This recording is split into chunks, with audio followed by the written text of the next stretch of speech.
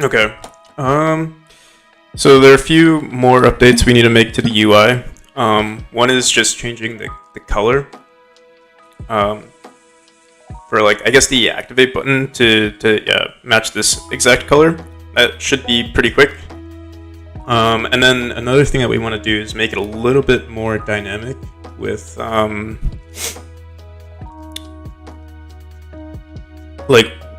what sort of interactions that we want to have.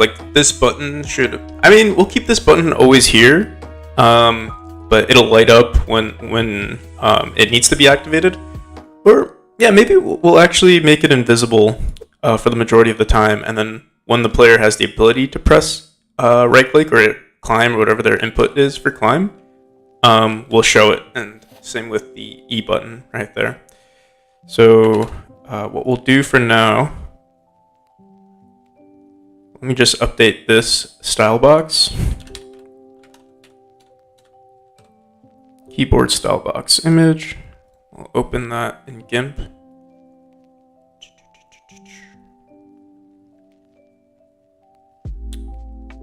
I believe we use 96 by 96. Give that a second to load.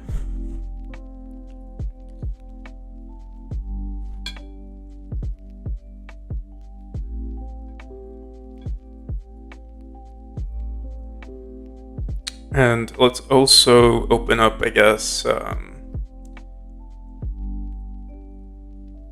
key bindings texture. Let's see if that's the correct one. What the hell? That most definitely is not it. Pixel button. Oh no, these are the wrong one. Let me see. We should have something. Hey, how's it going, Shermito?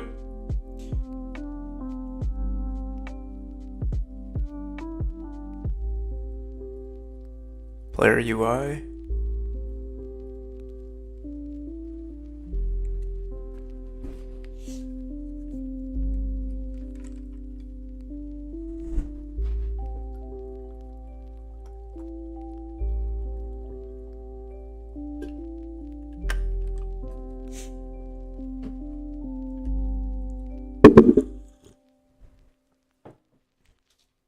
All right. Yeah, we just need a random picture. Let's look at sprites.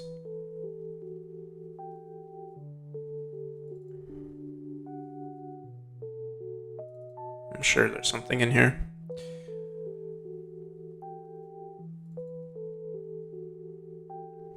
All right, yeah, this is what we need.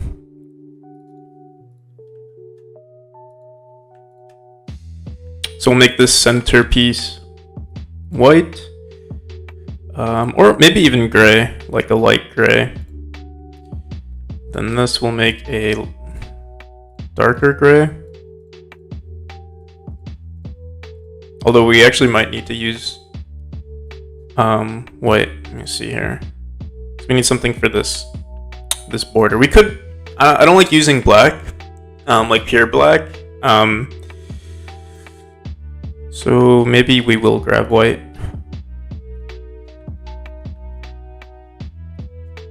Because I think those are the only colors that we have in our game.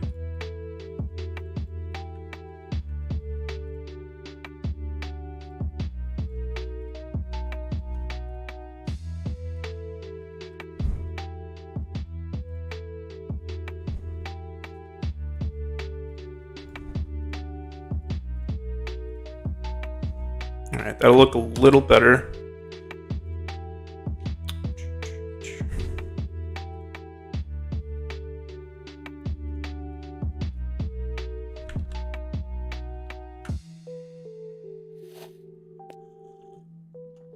There we go. And then let's say, well, right now it's activating incorrectly. These two icons light up whenever we're in the climb state. Oh, and that's what, yeah, let me try to think. What could we do? We could make it a little less basic. I mean, a little more basic. Or maybe we can try recycling one of these colors. Maybe switch these two around. So we'll try that. So we'll use, maybe let's try making this border piece right here white. Then the center will make gray. Damn, that looks weird. What do we do? What do we do?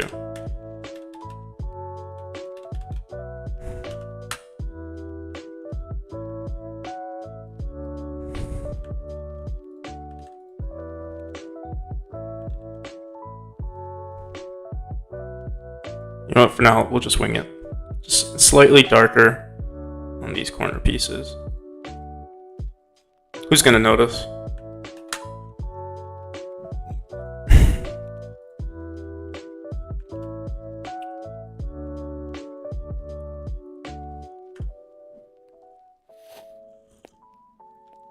There we go, that's a lot better. And if we were to, yeah, it's good now. Okay, so the next thing for us to do is just to make this a little bit more dynamic. With the climb button, it should only show this one, and same with this one. And all we'll do, I think for now, is just change the modulate of them, so they'll always be on our screen, just depending on what action is available. We don't actually have something for the E button, same with the Xbox controller. Like, we don't actually, there's nothing yet that we use to like detect if the player can interact with something. It just happens, or like if they press the button, it just happens. So we'll have to figure that out. Let's go into a scene that requires, or like, let's go into our world.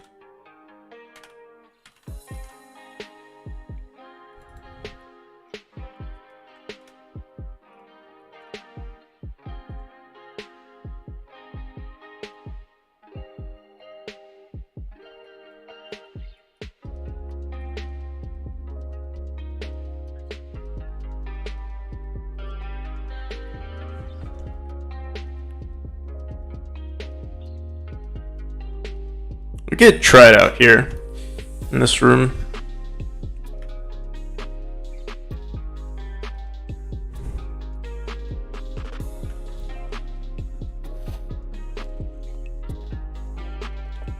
So yeah, at the moment, all it does is it shows the white border, but we want this button right here to light up. And I guess maybe this one we will have, I don't know, if it pops up on our UI, it might look a little strange. So we might just darken it, like make it like really dark, barely noticeable. And then, once you touch the wall, it'll show the correct one. With the controller, it's going to be a little different since we have some animations to play for that. But we'll figure that out as well. Okay. So let's go into our player UI. This is in our UI canvas, and we call it grab UI, but this really should be like all input UI. Eventually, I would like to update it to show like, if the player wants to see all of their controls that are happening on the keyboard, it could be like ran right there. But that'll be in a future version of the game. For now, it's just gonna look like this. So we need some references. We're gonna have an onReady var. And actually, maybe we can just set these as vars for now, and then in our ready function, after update key bindings display is ran, this is where we'll update like the references to all of those keys. So we need var climb label. Oh, and we do already have it. Climb label node, activate label node, right click node, and buttons tile map. So for the buttons tile map, we're going to have a, how do we want to do this? We'll say activate cell. And technically, activate cell is always going to be equal to 0. Activate cell, we'll say activate cell index is equal to 0, and then var Well, actually, no, this is climb cell index, and activate cell index is usually going to equal 1. We might update this, further down the line, but for now, it should work like this. We don't ever need to change this either. Basically, what we'll do in our function, let me see if we have this just yet. So what we do in this function manage grab UI, we'll have to see where this is running, but yeah, we're going to update this manage grab UI. Basically, what we could do here, instead of modulating the grab UI itself, we'll say buttons tile map dot set cell v, and it's going to be the same cell v, so we have to grab what its current cell is. And wait, before we do that, let me actually look at our tile map, because I've never changed the modulate of a cell, and it actually doesn't even show an option for that, but I think it's possible. Hey, how's it going, Dev Waffle? Let's look this up. Where did the phone? I took it off. It's still here. Honestly, I feel like it's dirty. Like I'm always like talking into it. I feel like it has like so much bacteria on it. It doesn't matter, but we're going for the minimalistic style right now. I wonder how like much of an effect it has on the quality of the sound. Like, does my voice sound worse, or like does the mic quality sound worse? I also have this thing that I've never used. It came with the mic. I tried setting it up, but it's kind of, I don't know. Testing. Does this sound better? I feel like it's the same thing.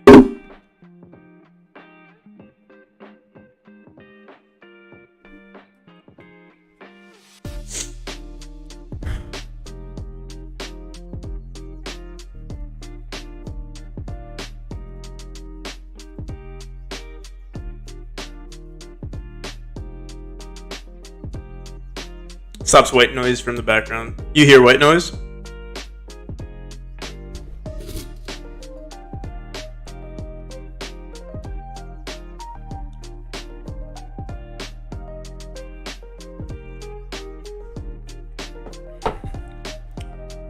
All right. Trying to think. What should we do here? Oh yeah. Godot change modulate of cell. I think there definitely is an option. I think when you set the cell, there's an option to like change properties of an individual cell. Class tile map method set cell. Flip, transpose, auto tile.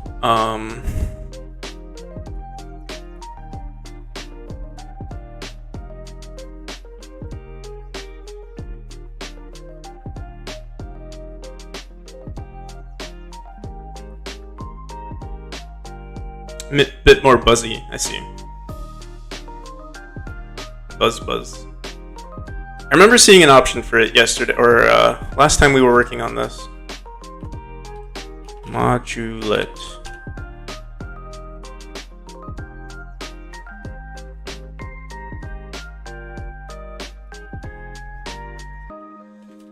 Godot tile map change color of cell.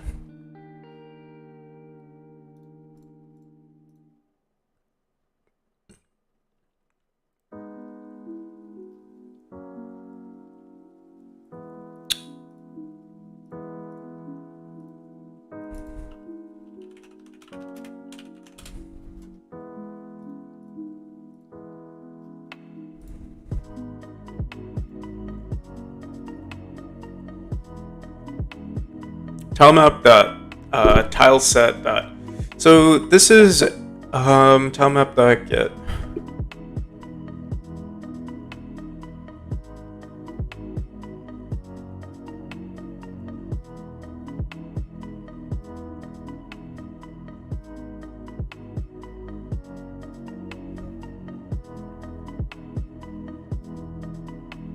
Oh, maybe there isn't a way to do it.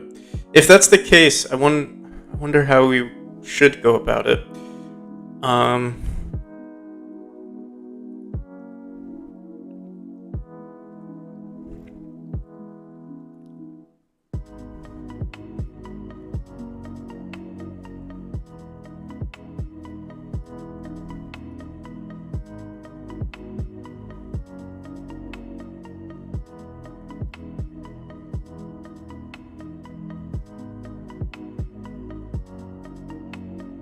Let's just look at set cell really quick.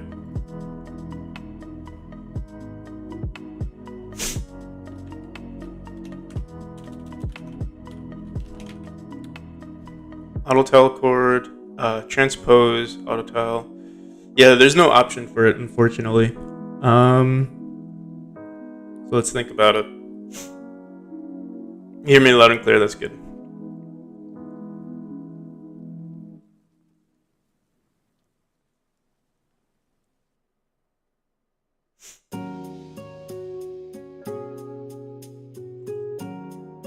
Don't really find these streams heavily amusing. I like to go onto new things. So, until further moments, goodbye. Alright, we'll see you, Waffles. Deb.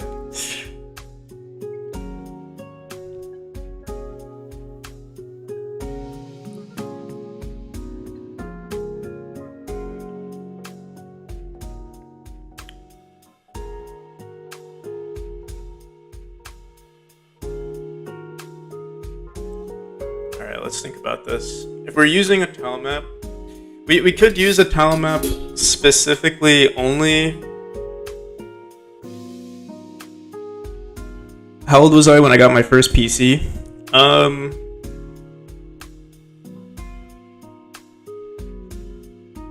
would say maybe like 13 or 14.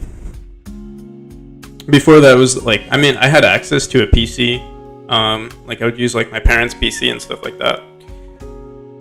But yeah, when I got my first PC, I was probably like 13 or 14. And it actually looked very similar to, I know you sent me a DM with your build.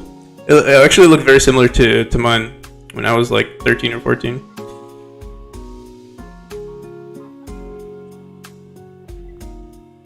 In terms of like, you know, it was just a bunch of like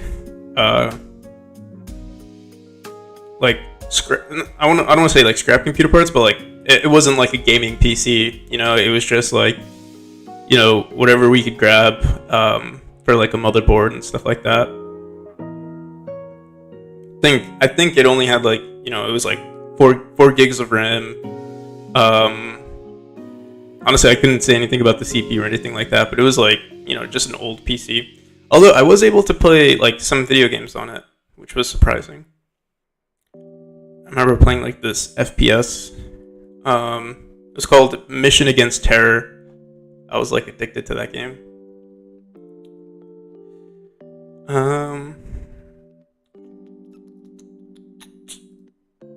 So yeah, right now we're using a buttons tile map, and it's specifically only for, I guess what we could do is, the thing is we're only using the tile map for the Xbox buttons, and while it makes sense, we could just use an animated sprite with all of these textures in it.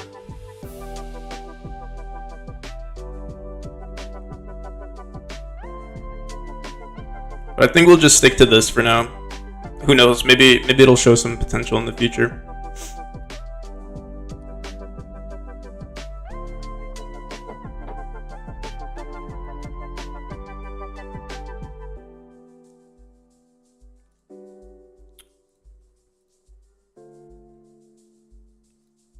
So what we could still do is just hide each of these textures, and I wonder. Tile modulate.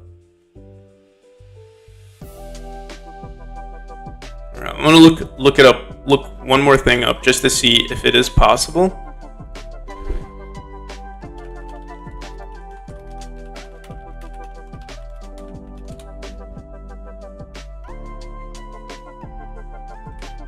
And if not, we'll go the route of just like erasing these tiles, saving their location, and then the next time it's available, we'll just update it.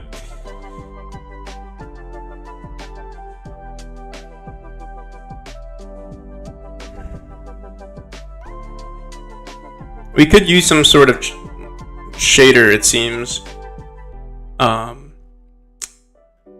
I would like to avoid it. Yeah. No worries. We'll just set it to -11 -1 while it's not active, and then when it is active, we'll set it back. We'll just save that the current texture or whatever. So let's do this. We'll say we'll have a climb cell index climb.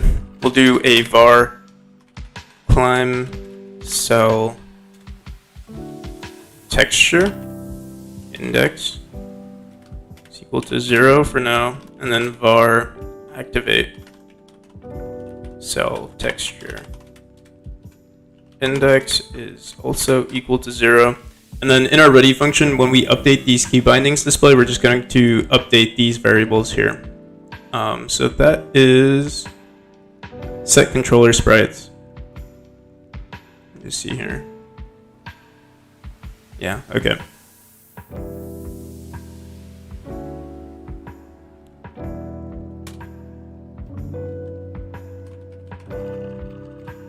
Climb cell texture index is equal to this right here.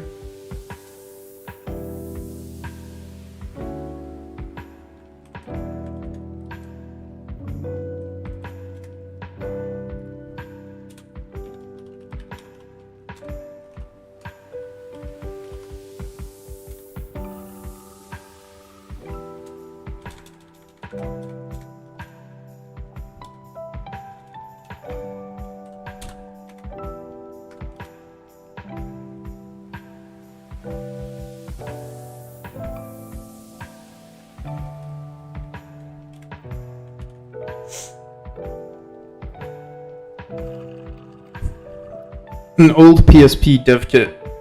I've never seen one of them, but yeah, I could imagine. Honestly, something feels nice about having like an old PC or like, you know, a PC with like parts put together. Like, I don't know, something for me at least is ruined about the beauty of like having like, you know, a pristine. I mean, it's nice, but I guess I like the idea of just like, you know, putting whatever you have together and then, you know, just making it work. Whereas like, you know, if you have enough money for anything, you know, you just build it and then it's like, I don't know, it doesn't feel as rewarding as like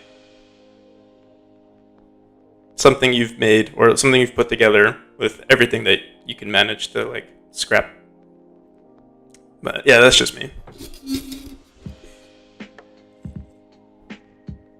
Alright, so climb cell texture. So at the moment, we could actually set this to 0, like, or we wouldn't want to update these immediately, because like setting the cell would automatically show it. And I mean, we could keep it like that. But for now, let's see. We're going to set these each to -1 for now. Well, actually, we shouldn't even set it to -1. We should just not do anything, because what we're going to do is in our ready function, we'll set it to -1. Because you could technically change your key bindings later on, and it should only update when you're actually touching the wall or something like that. Hey, how's it going? 898. So what we'll do in our... Well, actually, we don't need to do it here. What we'll do is we'll make another function called, like, you know, show activate or show whatever we're using at the moment. So yeah, right now when we do, like, we'll do hide input or hide keyboard input or show keyboard input.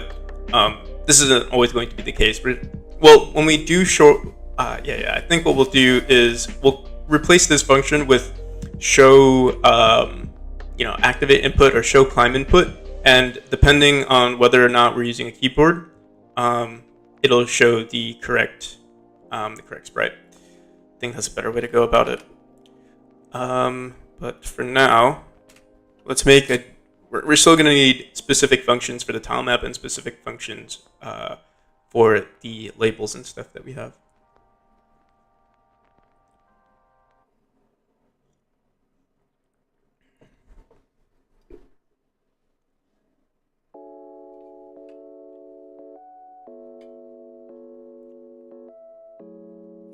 Yeah.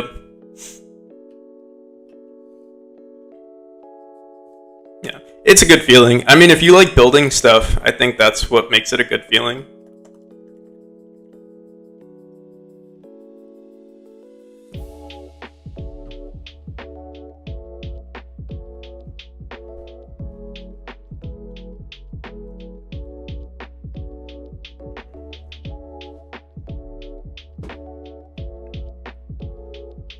Alright, so what we'll do is we'll have a func show climb input.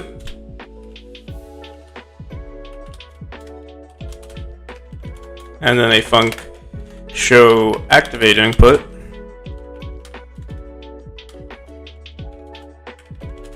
And hide climb input.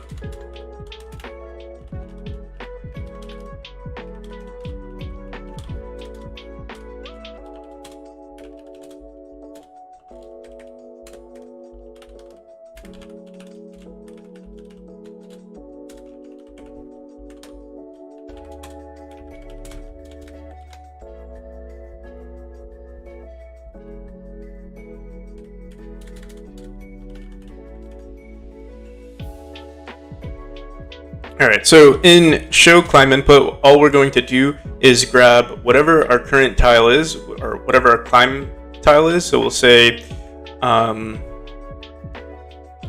buttons tilemap.setCell v. And actually, I don't think we grab. Is there a way to grab the index? We would have to grab the. It's going to be a weird way to go about it, but setCell v of buttons tilemap.get used cells, and we'll say of the climb index. We could just say 0, but we already have climb index, so let's just do it. Climb cell index.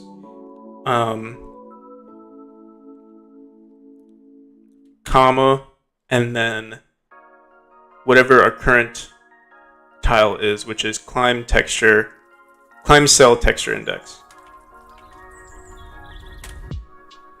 All right, and we have to do the same exact thing for show activate input.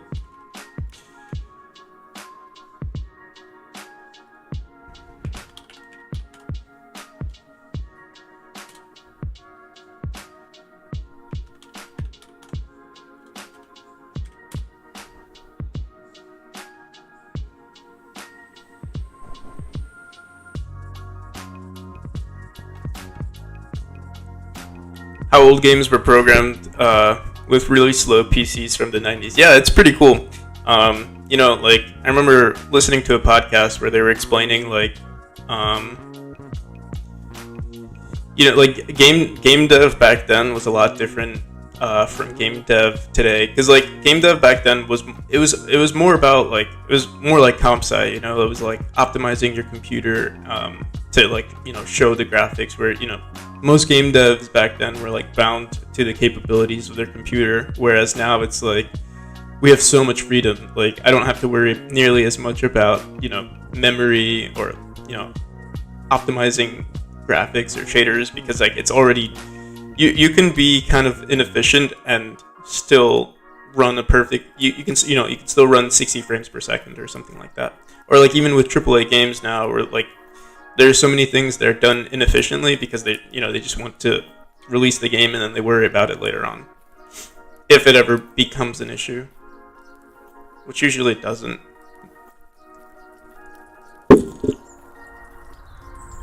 Alright, so now we have to hide the climb input, which is going to be the same exact thing, or yeah, very similar, but we're just setting the index to -1. So this was, oops, we want this to be for climb.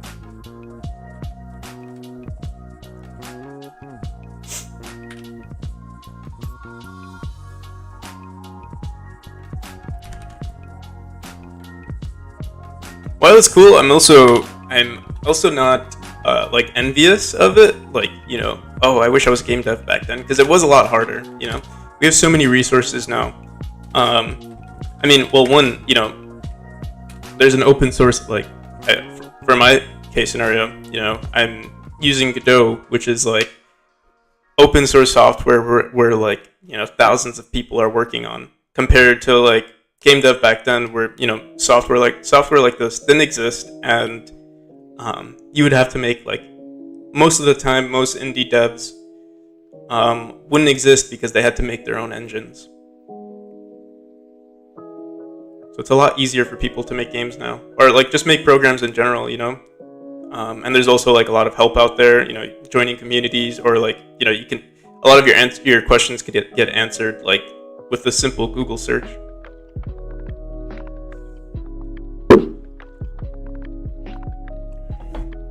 All right, so show climb input. This should work. I'm just wondering what we need to do now, because right now we're using show keyboard input.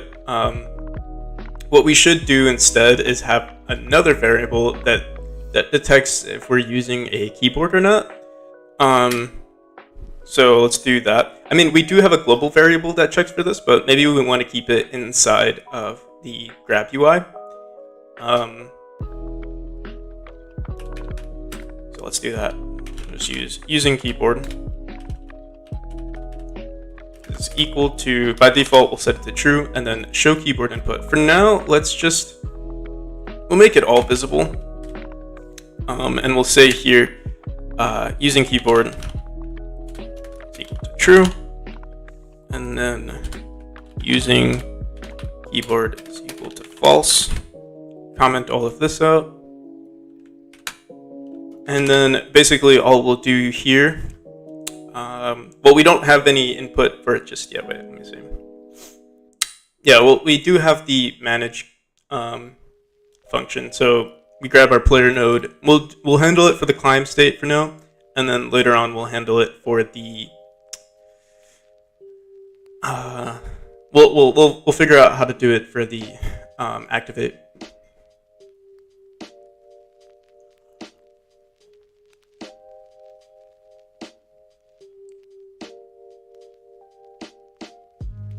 That's pretty cool. Encryption and CPU fragmenting for preventing piracy on and lower file size.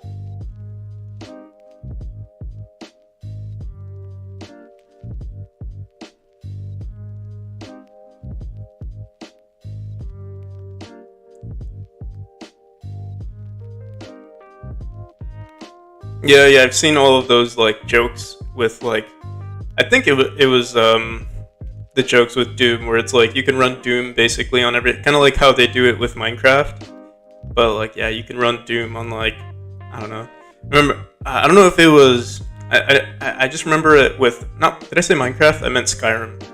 I remember seeing a bunch of things with Skyrim where like, you know, someone had like a MacBook or an Airbook or something, where like they would run the game on like little on the little monitor that like detects input from the user, like it was on the keyboard or something. It was pretty cool. All right, so right now we have set visible. Do we even run manage grab UI? Because if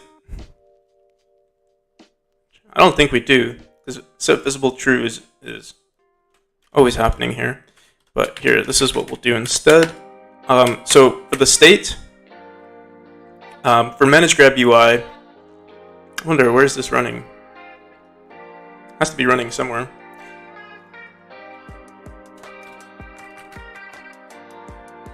We'll say show climb input.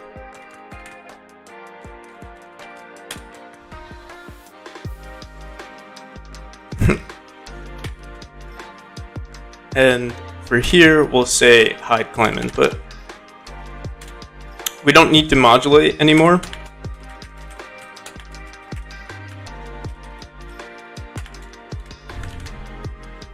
Let's see if this works. Yeah, the little status bar thing. Okay, so we can see everything right now, but should buttons tile map.setCell box controller tile map.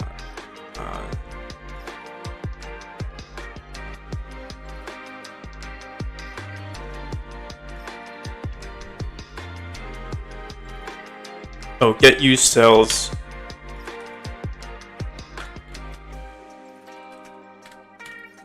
Should look like that.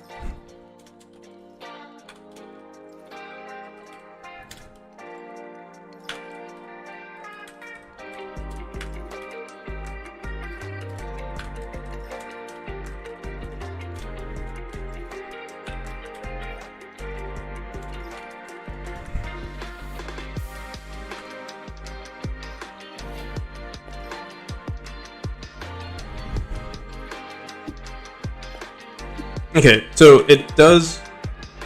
Ooh, let's see here. Index 0. Climb cell texture. So it's invisible at the moment. And what's weird is, well, at the moment, actually, we're only handling, well, we were on our keyboard. Technically, this is with the controller. So we're gonna have to manage which case we're using. Climb cell texture. Might be a little slow today for this. Seems like, yeah, I say that like almost every stream, but it's true. Because like, I feel like when you're not working on your game for an extended period of time, you like start forgetting like what you're working on, or like how to implement certain things with your engine. Let's see. Show climb input. Show climb input is ran almost all the time. Let me see. Invalid index 0 on array. Oh, so it's set to -1, so it doesn't exist anymore. So what we should do instead is maybe have another texture. Instead of saying -1, we can have like just an invisible texture. Let's do that. Let's go into here. Let's go into our grab UI, buttons tile map.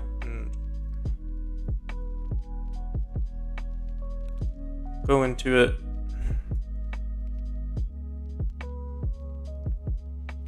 We'll just add a new single tile. It'll just look like that.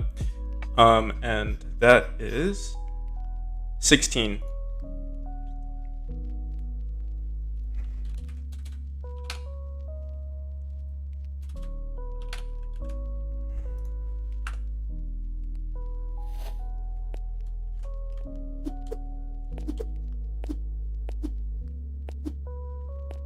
Okay, so yeah, now we can see RT is always there. We've got RT working. We also need to make sure that we hide the A button, and we also need to make sure that we're showing the correct input here. So like right now we can always see the mouse.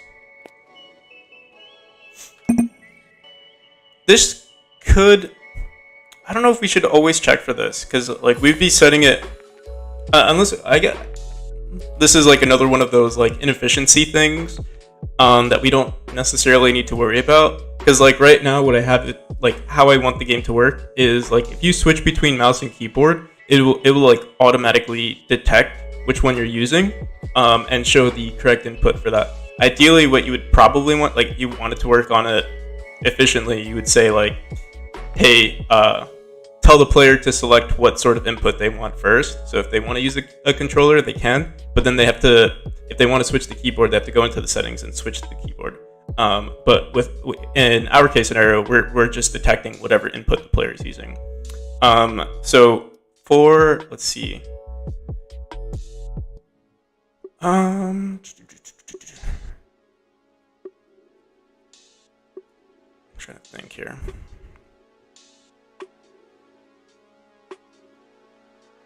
So I mean, whenever we're showing set keyboard labels. Oh wait, no, sorry.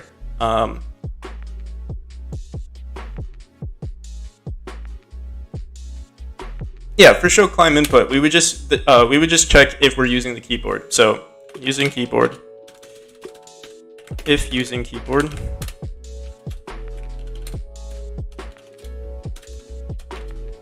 Do this.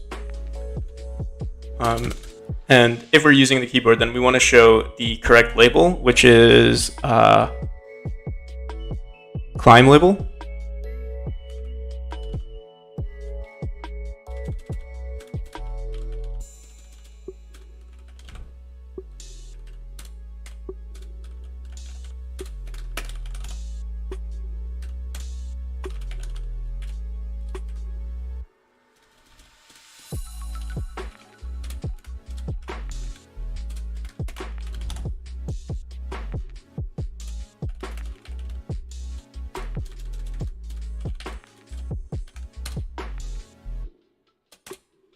And for activate, we don't have this working just yet, but we're going to write the code for it. Activate cell node or activate label node dot visible is equal to true. Else this and activate label false. And same with the, well, for the hide, we're going to hide both of them. So we'll just say climb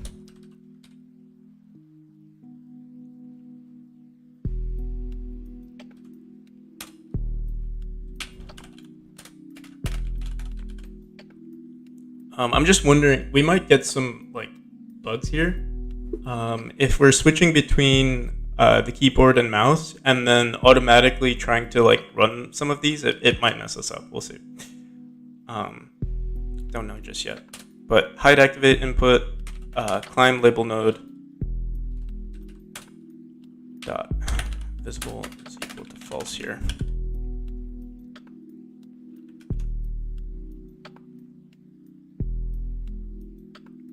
Oh, and another thing that we want to do is if we are using the keyboard, we also want to make sure that this is set to 16.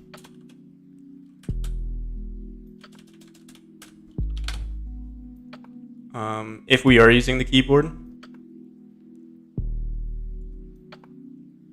this is for activate. Yeah, we're going to want to grab this.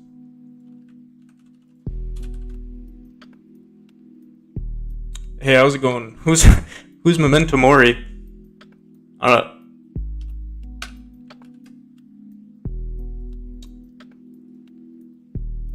It might just be a coincidence, but my game is technically named after Memento Mori.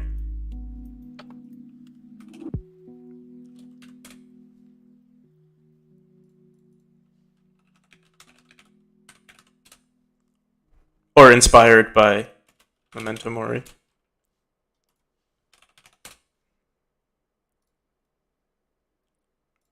Memento Mori.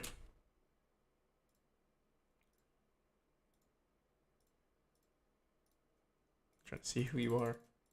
I don't know how YouTube works. I'm a boomer. Maybe you can't click on profiles. I always assumed you could. Let me see here.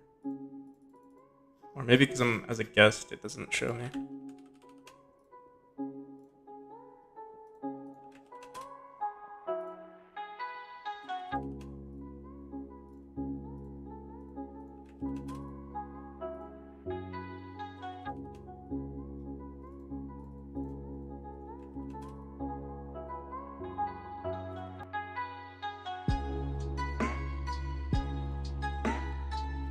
Either way, let's see if this works now. I mean, should do the same exact thing. Okay, so on our first instance, it's also fill borders. Add child base null instance. We'll have to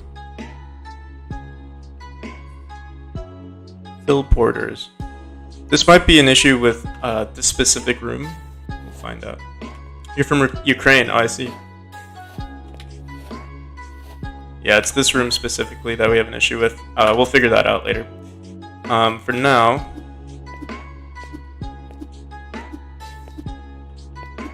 All right, so yeah, we're using keyboard and mouse, and you can see we're showing the correct input here. It's not visible just yet.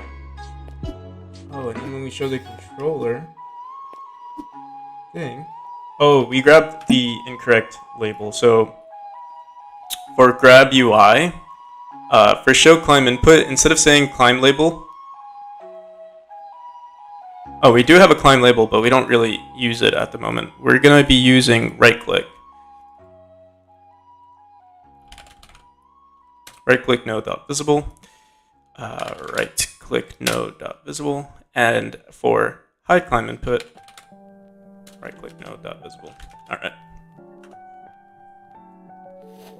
Thank you, man. Yeah, what a coincidence that your name is Memento Mori. All right, so it works. So we're only looking at the top left, the bottom left. I mean, the top right doesn't work. Just we're only working on the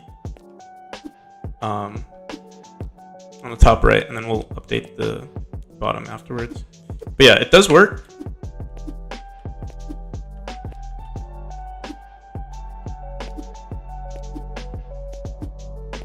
And I wonder. Okay, yeah.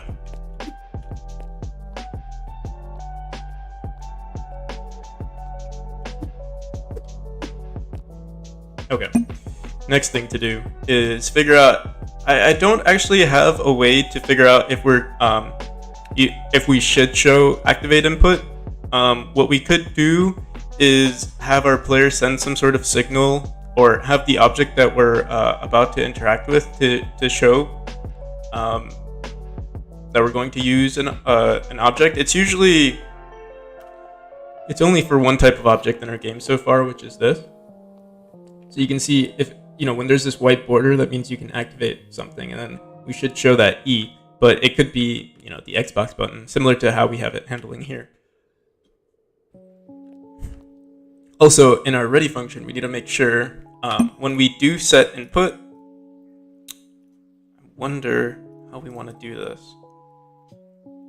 We can just hide everything in our ready function. I think that's probably the way to go about it. We'll just say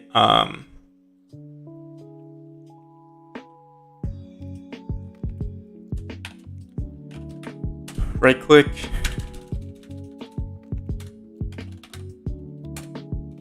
well, let's make a function for it too, because we might want to, I wonder, let's say we're hanging onto a wall and we press escape and then we change some of our input, it might not update correctly.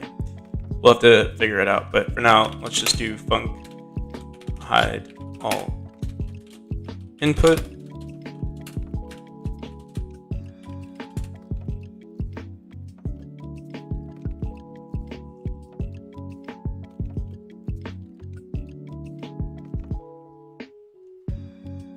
Am I planning to do a Christmas or New Year release? I'm not sure what, I was planning on releasing in August, the full game. I planned on doing the Kickstarter, starting the Kickstarter campaign technically in 5 days.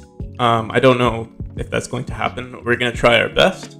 I'm almost done with the Kickstarter. I'll show some of the some of the progress done with the Kickstarter, but I also need to redo a lot of the things for the Kickstarter, so like I said, we'll see. I am going to try my best.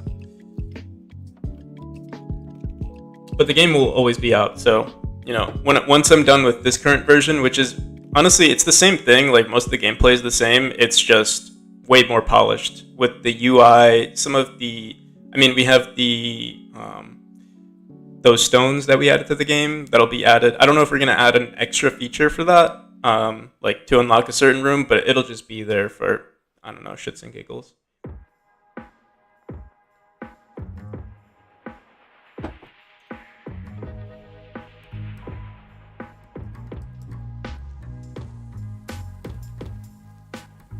So hide all input. Right click node dot visible equal to false. Buttons tile map dot get used cells. We'll iterate through all of them. So we'll say for cell in buttons tile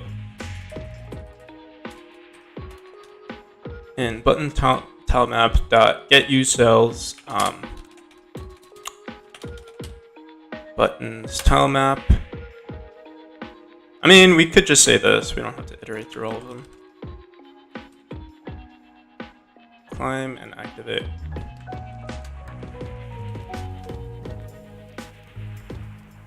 You're learning C#? Nice. Are you learning a specific engine or just C# in general?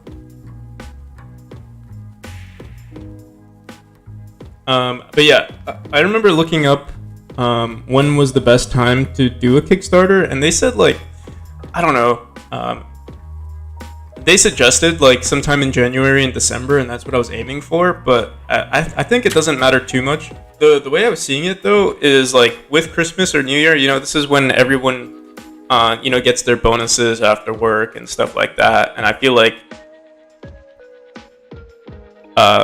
I guess people would have more money to spare, but at the same time it's also like the holidays and people are also buying gifts for like families and stuff, so yeah, I'm not entirely sure.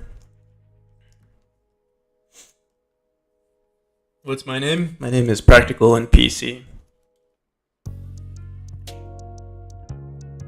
Right click node.visible and also climb label.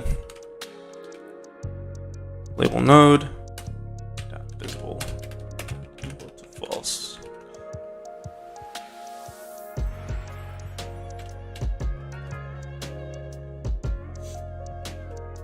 Hey, how's it going, Neputus? Welcome.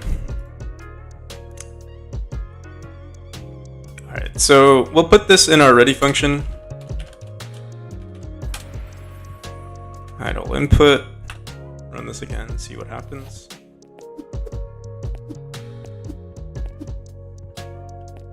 Have I heard of Chat GPT?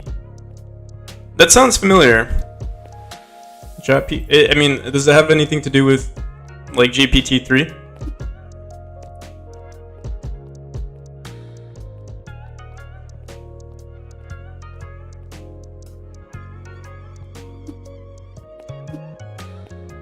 Alright, so we've hidden everything. For some reason though, the bottom right here, we still show the climb input. Oh, maybe that's why.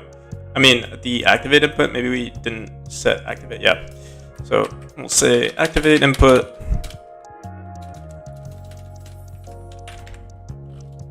Activate node.visible.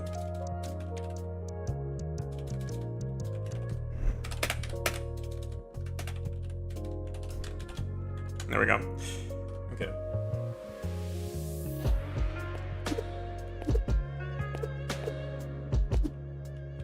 Alright, so yeah, now we only see the top right, and we switch the controller. We see RT, and it should update the same way as it did before. Alright, now we need to figure out how we're going to display activate input. So we're going to go into our player. And I think we could set this as, I don't know, we could have our player handle this. We could also have specific nodes handle this. Basically check if activate node should be ran on specific objects. Maybe having the monument only run it would not be, it wouldn't be a terrible idea, but it's probably best if we have the player run this. Basically, I think what we would do is check for the, I don't know, we actually are going to update this eventually, so I'm trying to think. Yeah, we will have the player run this. We'll have our player send a signal, or you know, have it access our grab UI and say, hey, show our activate input.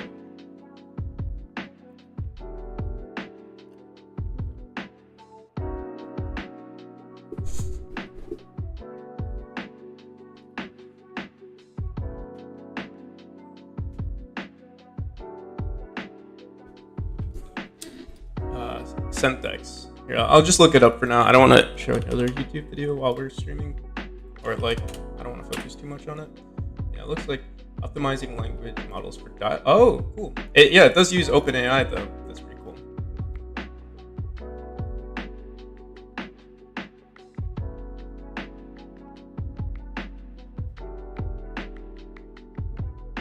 Optimizing language models for dialogue. follow-up questions that admits its mistakes challenge. But that's pretty cool.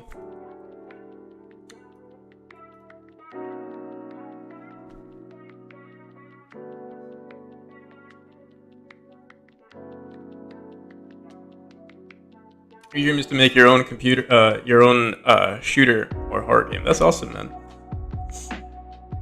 But yeah, I bet it would be difficult. I'm sure you could find. I mean, like, it's crazy. Like, you're in Ukraine. I wonder. Because I feel like getting a computer is easier to come by these days, especially like older computers. But I've also noted, like, if you are super desperate for like programming and stuff, I know there are ways to get your phone. Like, you can technically use your phone for programming.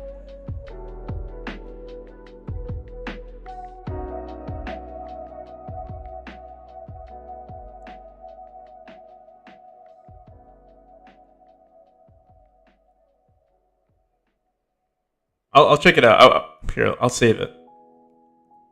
You know what? We'll try finding out. Let's see.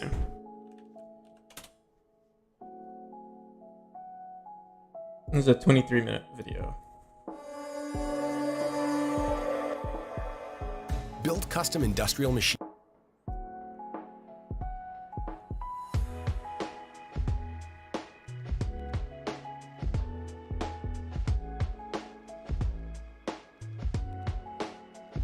Yeah, it's crazy, dude. AI is kind of scary for me. About ChatGPT prompting. In the background, if you're trying to make a GPT model produce some specific output characteristics, it's going to do so. Might need to nudge the code a bit with some of our own. It's done. It works exactly as we wanted, and we just quite literally naturally flowed through the entire development process through plain language. I will say most of the time it doesn't actually generate an error, but if it does, and I really just wanted to include this specific coding example because it did show an error. If it does, I just wanted to show like how easily you can work around that, because Copilot is true. Yeah, dude, this is honestly crazy. For you ability. Let's see if ChatGPT knows about Conway's Game of Life. Then can it just program all that for us? Yes, it can. Not too much of a surprise there, but probably the coolest part of Conway's Game of Life is seeing it. Let's ask for that. And again, all we're doing here is conversing. In order to visualize the game of life from here in the script, a handful of changes need to be made at different points in the code. We need to settle on what library will we even use and implement it. It's a decent Dude, that's so great. It's so scary because, like, you know how much time we spend like programming these days, like, or just learning something, or like, you know, recreating things that people have made in the past, and you look at that and you're like, shit, man. Oh my god. Hopefully they can't make video games just yet, or like make complicated video games, you know. We'll see. I'm sure it'll be possible in like the next few years. Yeah, I've seen them make video games or like apps and stuff. I'm just wondering, like, the full capability of like making, you know, like a first-person shooter with like dash mechanics and like, hey, make sure to account for like user error and make the UI like super clean. I'm sure like it can't do that, but I'm sure it could also help with like coding for it. Like, you know, hey, give me a template to work with, and then, you know, you build on top of that template.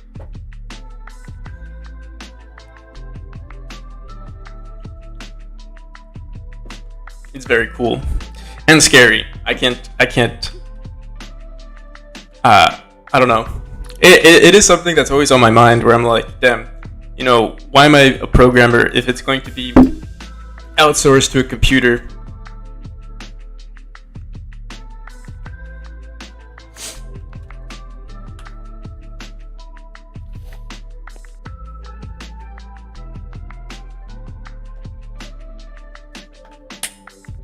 Like, my current attitude towards like, you know, I feel like one thing that's nice about game dev is that it's like, you can consider it like an art style more than, or even more than anything now, just because like it's so easy to be a game dev, or like making things into a game is a lot easier than it was like a decade or 2 decades ago.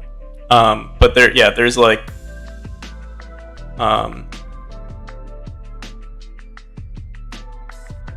focus on things that need real intelligence. So I was gonna say real intelligence, or like a lot of things now are like subjective. So like even though AI could create art, I'm pretty sure a lot of people would still prefer art made by humans, or like I mean in general, like you can buy furniture that's made by a machine, like through a factory that looks really good, but there's always going to be like a preference of like handcrafted stuff. AI cannot create art. I mean, well, technically they're not I guess they are creating art, but it's like, what is it like? I mean, it's just adapting previous works that are put into their sample or whatever. You people. I'm not a person. I'm an NPC actually. So I'm all for the AI uprising. If you ever listen to this, I'm sure one day, when AI gets super smart, they're going to like iterate through like everything on the internet. They're gonna hear this conversation that I'm having right now, and they're gonna be like, oh, this guy, he's an ally. I'm friends with the ally. Don't don't kill me, AI overlords, please.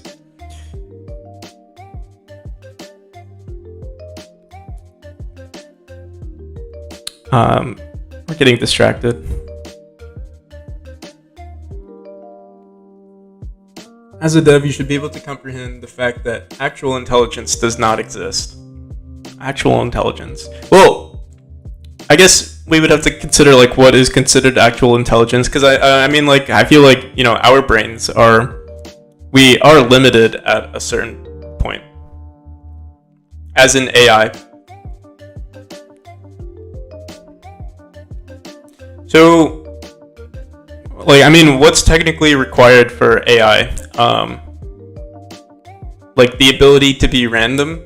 Like, we still don't know if we have the ability to be random, We're all just, like... I don't want to say we're ones and zeros, but, like, we don't know what influences our consciousness, or our what's the word I'm looking for, like the illusion of like free will. Do we actually have free will? We don't actually know. Some people say we don't, I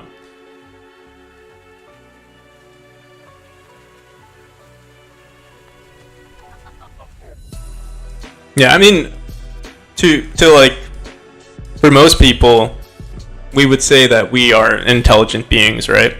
But like, we have nothing to compare ourselves to that's like greater than us, right? You don't see any other intelligent life, or like intelligent life that's similar to ours on like other planets. There might be like bacteria and stuff, but there's no humanoids walking around on other planets.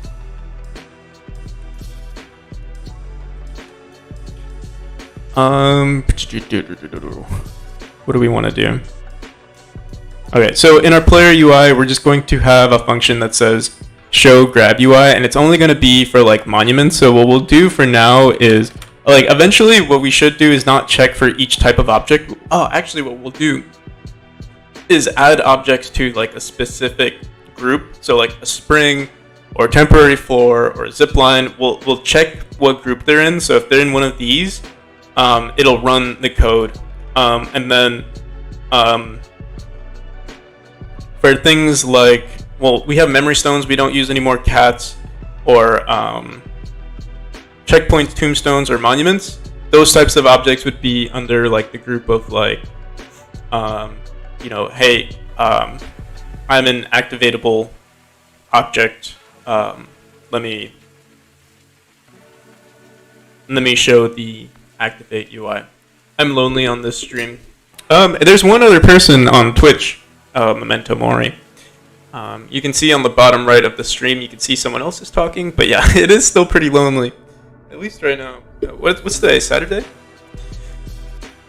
I wonder, what are people doing on Saturday? I mean, I'm sure a lot of people are streaming, and I think actually right now is like peak hours for streamers, or at least in in the United States, a lot of people are probably streaming. We could actually check out Twitch right now. Let's see. I know I was just on a stream. Well, actually, wait, it's not my.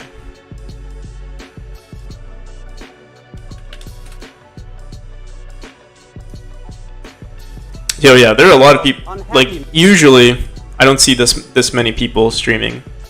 So we're in peak hours right now, and I would assume. I would assume the ratio of. I actually don't know. I wonder if the ratio of streamers to viewers. Well, what the ratio of streamers to viewers is during peak hours. But I would say, I actually don't know this, but I would say like a large percent. I think it's true. A large percentage of streamers are in the United States. So like ideally, if you want to get a lot of viewers, you would want to stream like during off-peak hours, like 12 a.m., 2 a.m., those hours. So you would get like people who are active in other countries or in other time zones. But yeah, I don't have time for that. Yeah, who's watching dev streams on Saturday evening? You must be very weird if you're doing that. I'm kidding. None of you are weird. Please don't leave my stream. No, I'm kidding. You guys could do whatever you want. All right. So this is on handle. Actually, no. Let's go into handle area entered. So on handle area entered, we'll grab a reference to our grab UI. We'll just do it here for now as like a placeholder, but eventually we're gonna want to optimize this code a bit. So we'll say, is it global? No, manager. I think it's under level manager. Let me see.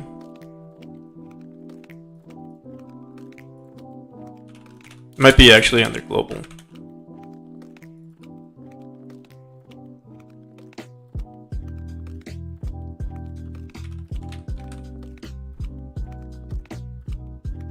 Grab UI node right here. So yeah, over here we'll just say level manager dot grab UI node dot what did we call it? We called it show activate input. And then same on exit area. Area exited for our monument.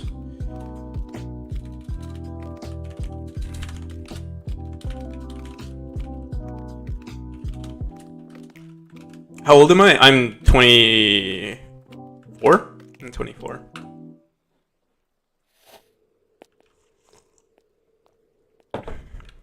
Ooh, okay. So we crash show activate input. Yes, and then show activate input.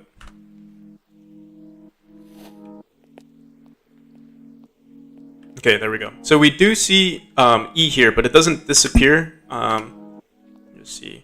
It does work for the Xbox, but for keyboard. Actually, for the keyboard. Let's see this again.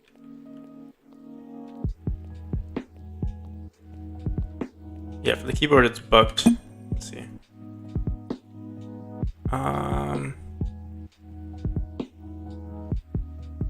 Climb label. Oh yeah, this should be activate label node.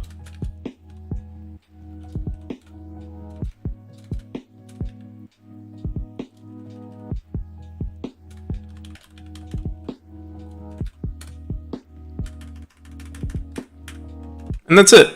It works the same way.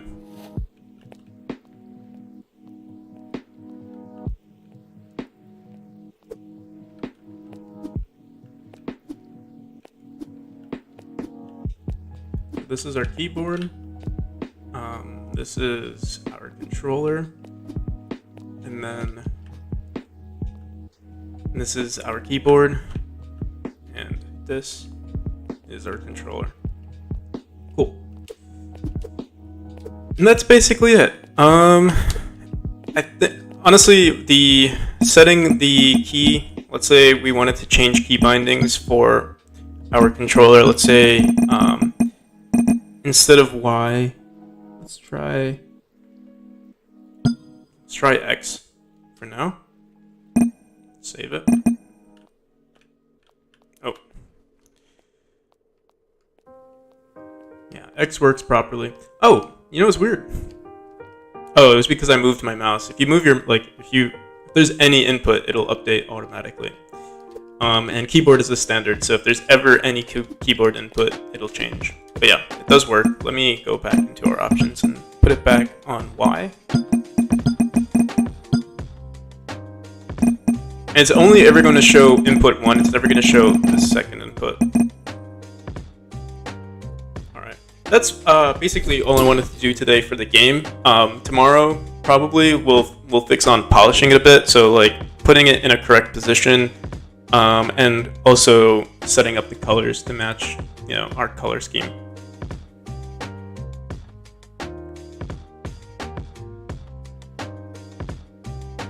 Have I put this game in the Play Market for like Android?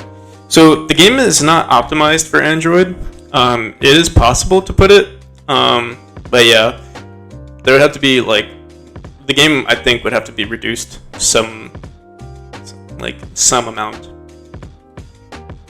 But it could be theoretically, it could also be ran on itch. So there could be a mobile an APK version. But yeah, I would have to look at it. I know it is possible with Godot. It is possible to export the game for mobile, and also for iOS. But yeah, I haven't done it. My main priority right now is PC, and hopefully, fingers crossed, if the Kickstarter goes well, I want to release it on Switch as well. But we'll see.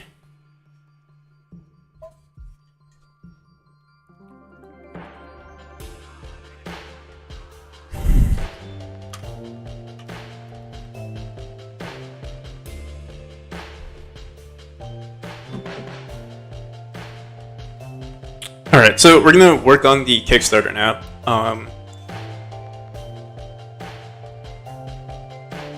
I'll show you guys what it looks like at the moment, and we'll go from there.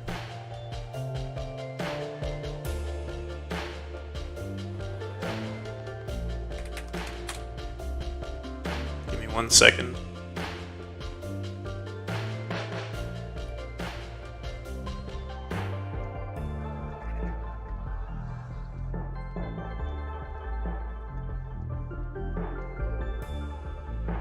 Alright, so this is what the Kickstarter looks like right now. Not much going on here. Wait, I can preview.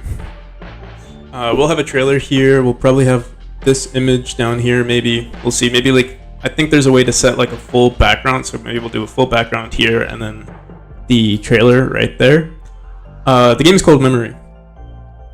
So yeah, it's funny that, like I said, it's funny that your name is Memento Mori, because it's well, this was supposed to be, M-E is Memento, and then Mori, Mori. By the way, how did you find out about this stream? I'm wondering, were you on are you on the Stoicism server, maybe?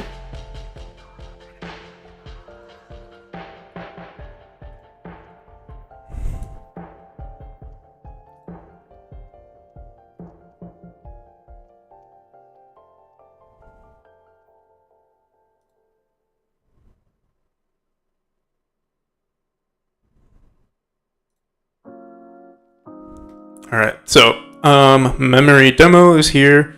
We have the platforms. I think this looks pretty, I don't know, I think it looks bad, but currently I'm actually working with someone who I usually work with. His name is Danius. He's working on the art at the moment. I actually didn't message him recently, but yeah, he's working on making the UI look, or not the UI, like the platforms look a little better. So we're gonna be, this might be what it looks like in general. And then we also have like these lines. I might actually test them out right now. We'll see. I'm trying to think. We do need to update the textures too. Like the words are a little too close together, and I couldn't figure out a good approach for it just yet. I think maybe I actually don't know, because all of these are PNG images. We're gonna have to figure out how to like open them all up. Let me see. We're gonna open.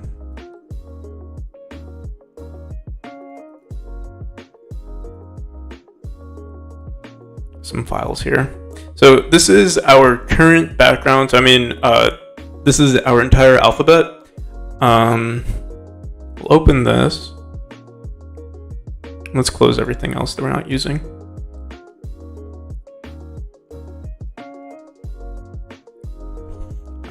And Danius, he's already sent me something. Maybe we can even try it out with that.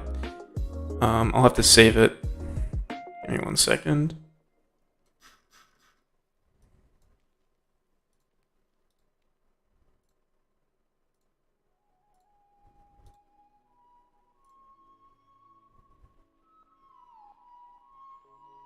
I'm gonna save it on the desktop for now.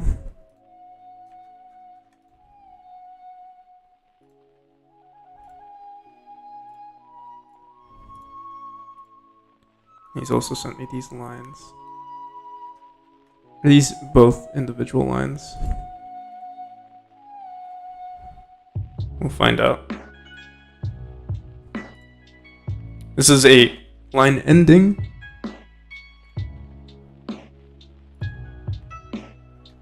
It's barely noticeable. Oh, okay. So this is the line ending, and then this is a standard line. They're very small, but we'll use it to like design. I'm trying to think. This is 3 pixels. I wonder if that's enough. Let's try it out.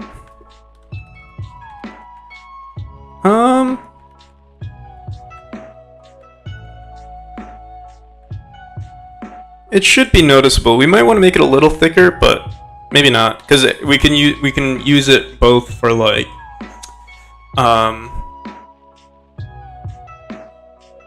charts and stuff, and to like separate words if we need to. Can I join you? Yeah, of course. Anyone's allowed to join Discord. We also have this. Let's see what that looks like. Hey, how's it going, Dragon Skull? Alright.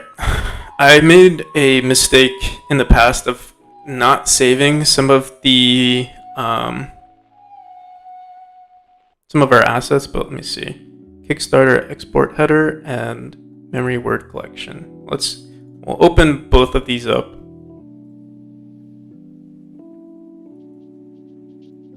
So yeah, this is what we've used in the past. Budget. We're going to have to redo all of this, I think. There's no way.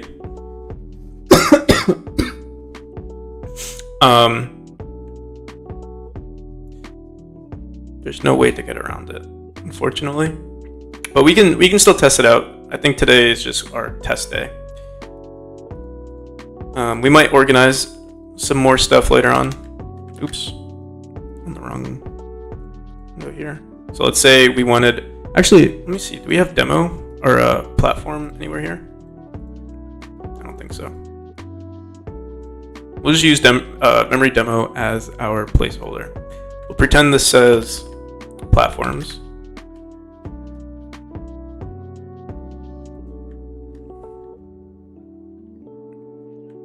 Actually, let me see if we have a platforms file. Platform header. We already have it saved as a PNG.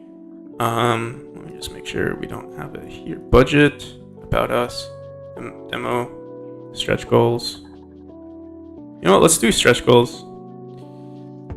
Be more realistic.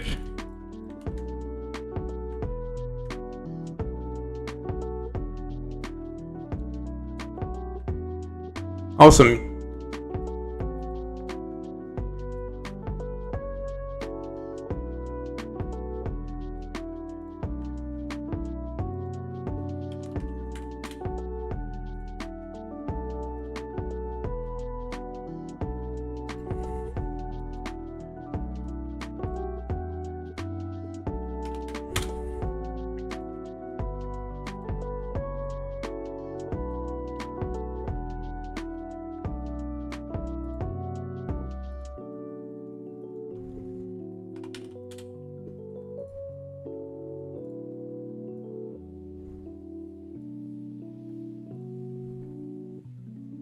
So what we should do for now is also put this on a separate layer.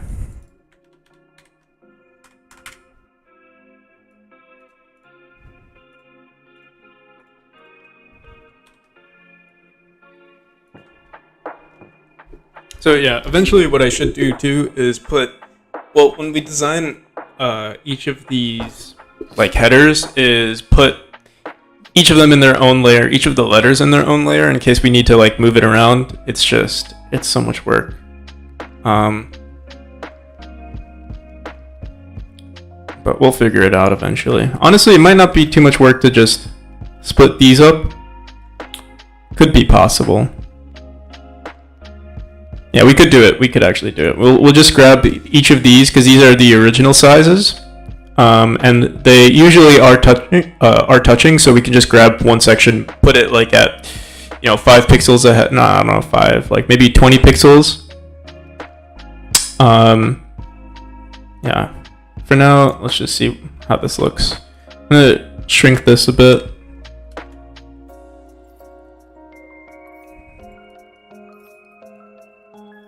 And we also need like a standard size. I think right now we're just like messing around with it and it's not centered or anything like that. But it'll have to do. Let's test this out with our new lines here.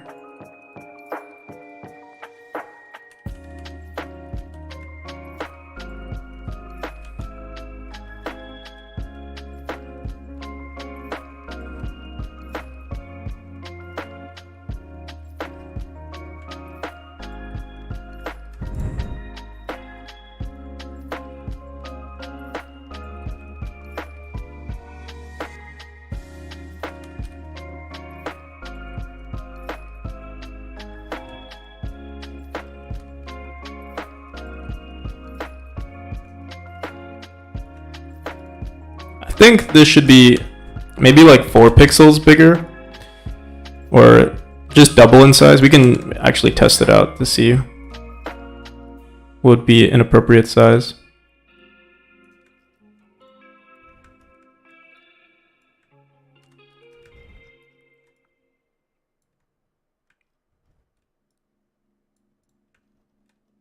Yeah, I think that's a little better. And then we'll try out this corner piece.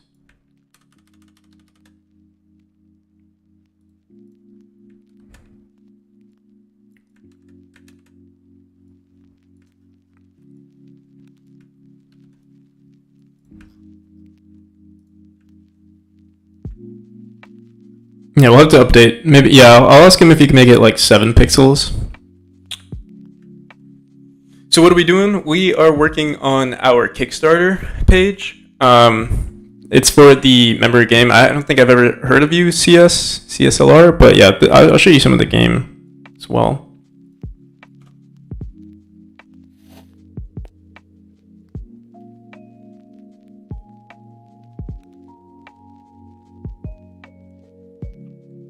Do I think Russia attacked Ukraine? Isn't that a fact that Russia has been attacking Ukraine? Barely catch you live anymore. CSLR. I'm trying to remember if I'm sorry if I don't remember you. Oh, okay. There's one other bug here. Well, not a bug, but design problem is that if we're already here, we can't get to the other side. We did have an orb here at some point, but it's not there anymore. But yeah, here, I'll move ourselves to another room. So you have seen the gameplay then. I'll show some simple stuff for people who haven't seen most of the gameplay.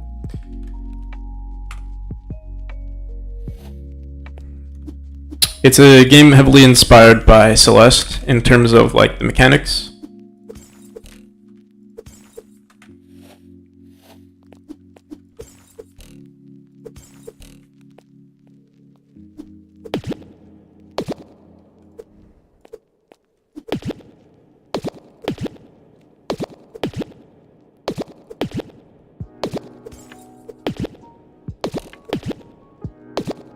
But yeah. And we're basically done with the demo. There's still some minor fixes we need to make, and I would love to introduce some more mechanics. We'll see how well the Kickstarter how well the Kickstarter looks on the surface. If I think the game needs some more updates, I would like to add maybe one more mechanic. Oop. And I already have the idea for the mechanic, I just haven't coded it. And I don't know how long it would take to like polish and make it look, or match the quality of the game that we have so far. Oh my goodness, I'm terrible.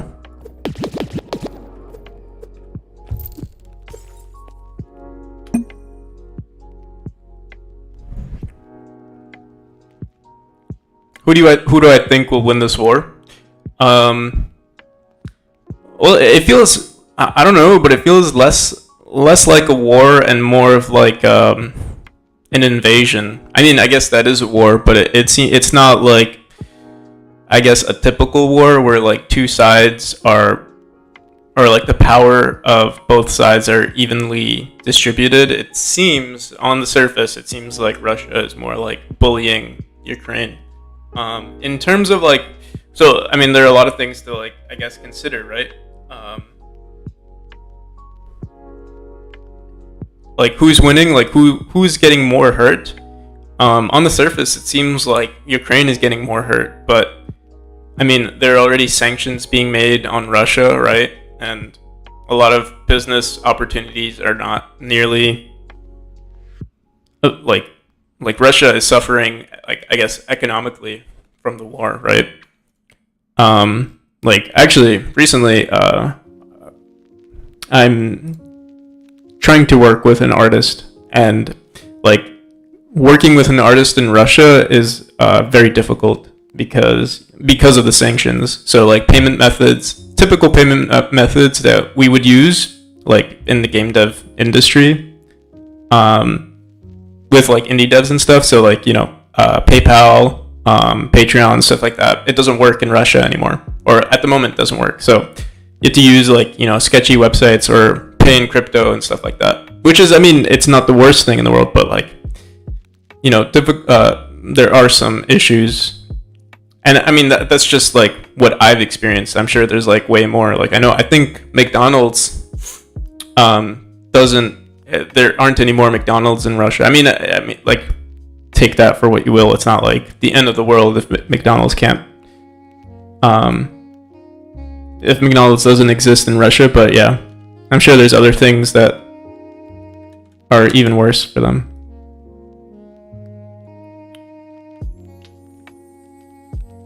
And I saw, what's his name?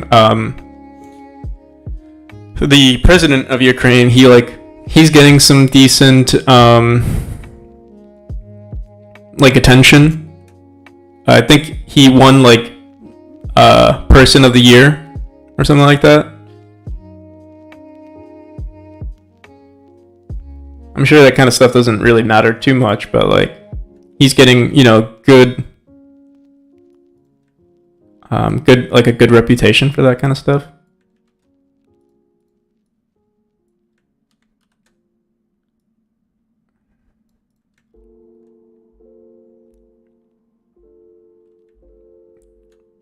Stretch goals. Cool. And we could do like a chart. Well, either we can use this as like, either we're going to do icons with like some text to the right of it, or we could do like a full chart. We could make an example chart here. I'll just copy this over. And we'll do something like, let's see, rotate. We do need no interpolation. turn this 90 degrees. And we should also do this on another layer. Honestly, we might scrap, like, if Danius, I might ask him to, like, I mean, this doesn't look terrible. I think he would just need to update, like, the corner pieces right here. Honestly, maybe I could probably fix that a bit. Yeah, we could use something like this, and then, oh yeah, this would have to be doubled in size as well. Which is going to be a little harder.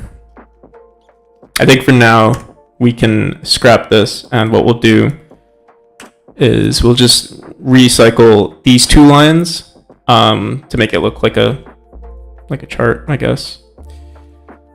Let's see.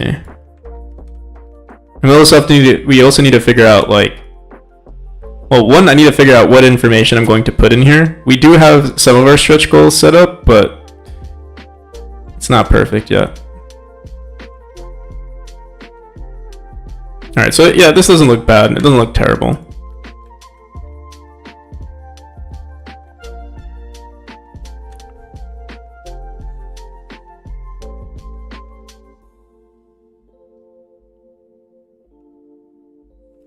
See what it looks like with a white background.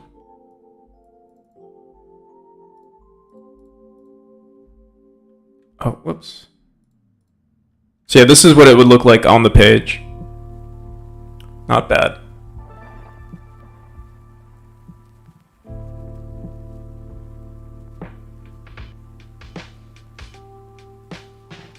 Kind of just stopped since I'm waiting for Godot 4 to release on Steam. I see.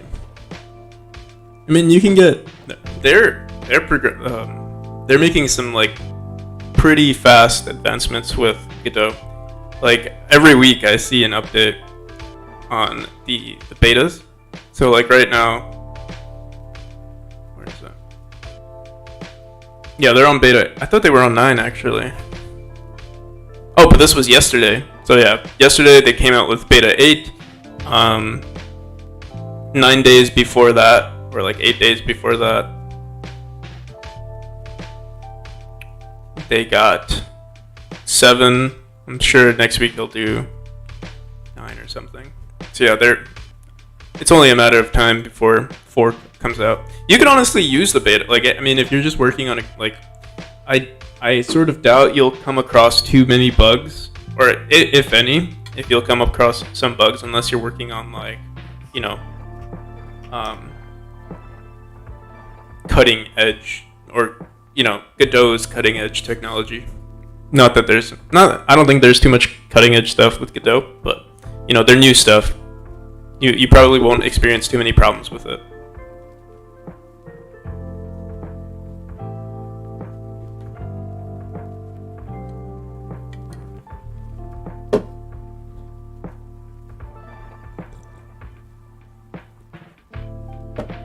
Can I hit the gritty? I have no idea what that means. Alright, so if we would like this to be a productive stream, I should probably figure out how we're going to set up the text here.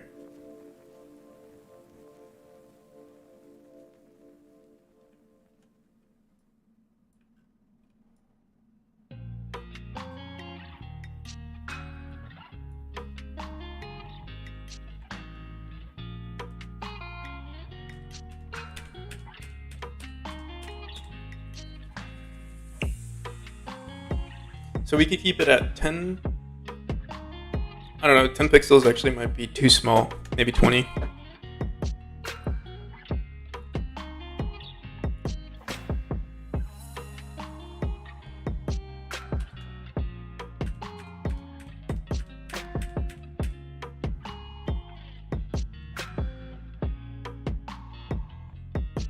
You would prefer the full release just in case they change something in major in GDScript. I see. I think the things that they will change, like there are already some changes that they've made. They aren't major changes, but in terms of syntax, I think they're keeping most of it the same. Or, like, you know, the current version of 4, they aren't going to change much of the the language.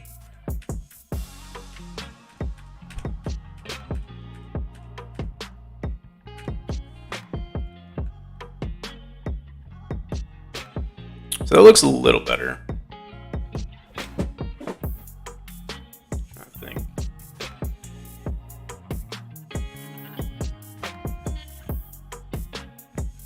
It's easier to get on Steam. Okay.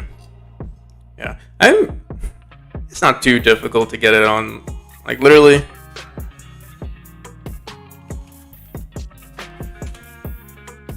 So I mean, if you go into the Godot engine site,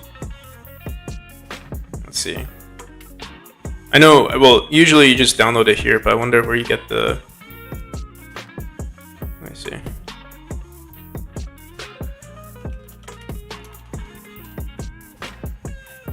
Dev snapshot. I wonder if they ask for you to build it yourself.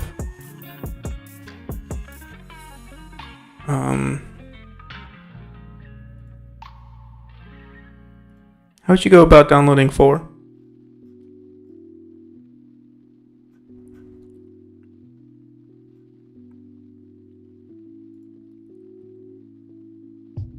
Oh, right here.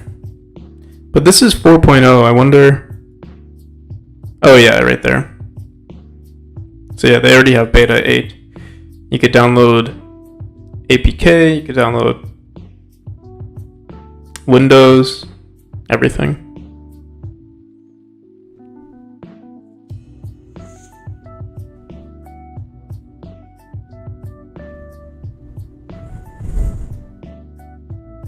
Did I see that movie? No, I haven't.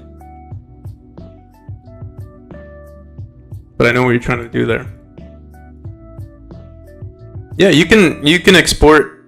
You could basically run Godot on your phone. I've never tried it, but I'm sure it works. I think I've seen it done before. I'm sure you could even run it. Actually, I don't know about. There might be a way to run it on iOS too. On like an iPhone.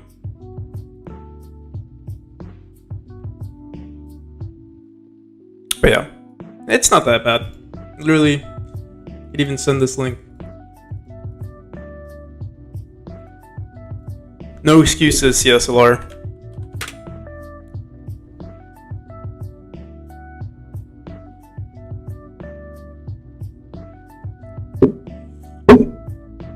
And welcome, Brad.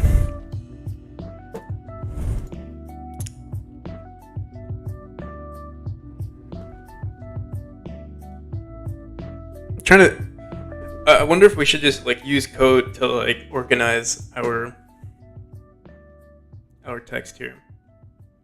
And I think there is one other issue with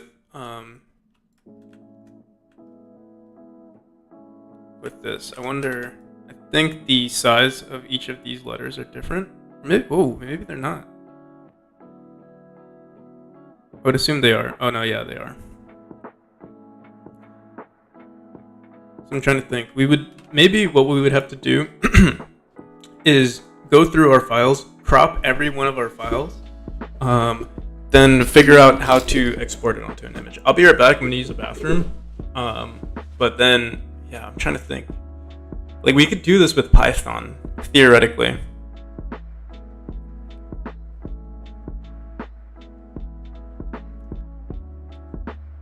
It would just help so much. It would be like we would make like a program to write whatever words we want, and it would help. Honestly, this would help with the game too. We would basically have to figure out the code for Python. I'm not like too crazy familiar with Python, but it could be a fun experience if you guys want to see that. But I'll be right back.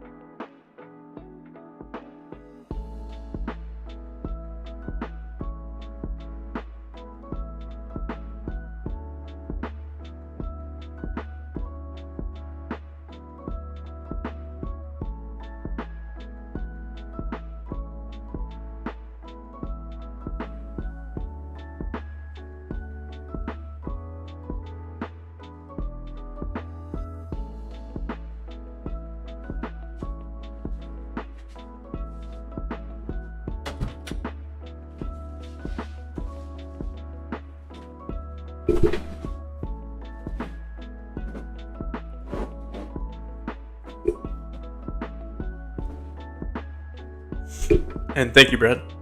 Thanks for the compliments, bro.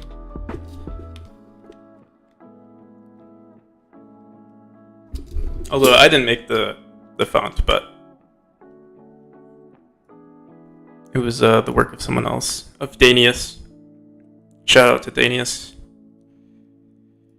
Alright, let's try to figure this out. So I'm going to, well, first what we would need to do is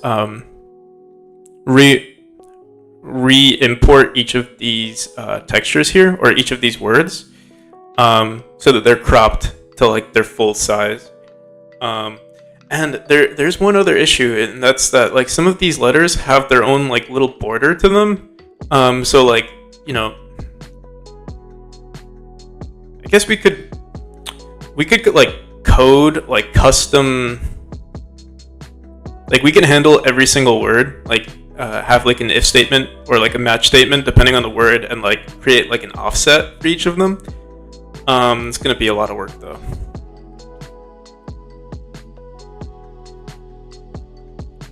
Alright, CSLR, thanks for stopping by, man. And thanks for the compliment on my gaming chair, Miku.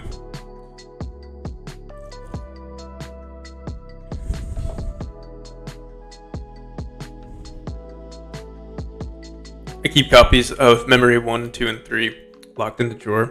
Yeah, there's that lock right there. It's in there. You know, I actually had a poster of my game somewhere. I wonder where it is. Like a very old version of the game. A very old poster. I commissioned like $10 for it.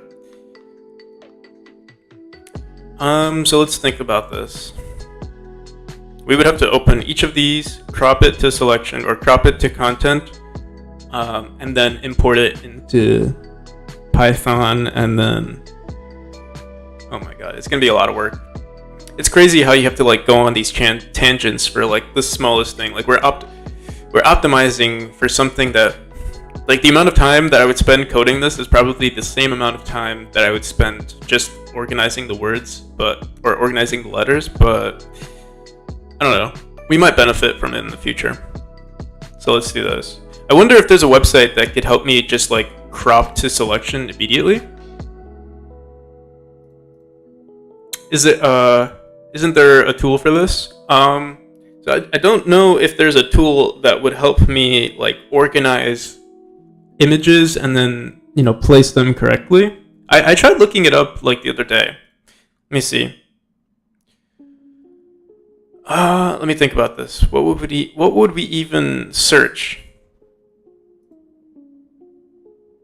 The font. The font is or I don't know how you pronounce it, DA font. Let me see. Organize images onto one image. Combine images for free. So, I mean, this is Canva. I don't think Canva would do it. Free online image combiner.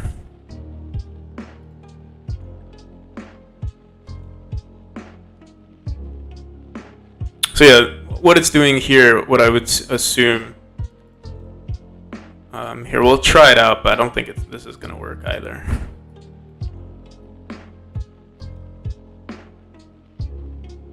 Photoshop script or batch processing.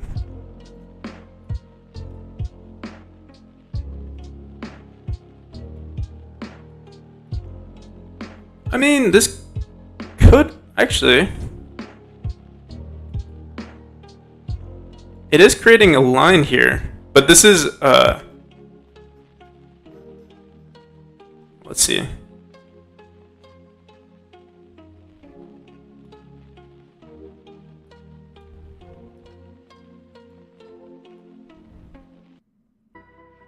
So yeah, there's no way to like separate.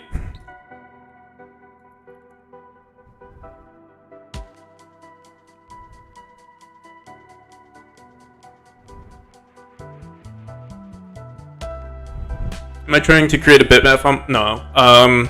These are all PNG images. That's why it's kind of difficult. And they, like, if it was like a vector image, it might be a lot easier to convert it into a font. But yeah, it's a vector image. I mean, sorry, it's a PNG image. That's why I'm thinking we would have to like write some code to like handle each of our edge cases, or like, yeah, I wonder. Because basically what I would do is like, right now the corner piece of this B is, oh no, it looks weird here. I wonder what's going on. Oh no, that's our X, or our A. It's messed up. But yeah, like the corner piece is here, but we would want it to be like right here, and then set the distance between A and B to like be determined by like this line right here rather than this corner piece. And I can't think of a better way to do it than to just write it in Python.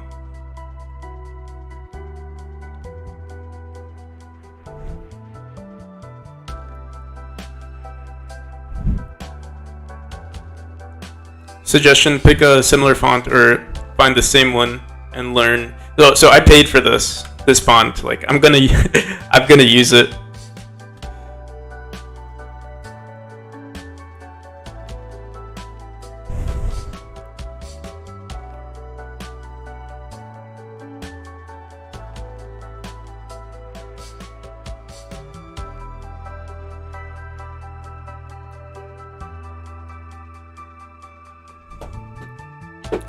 Use calligrapher. Alright, I'll look at calligrapher. Let's see.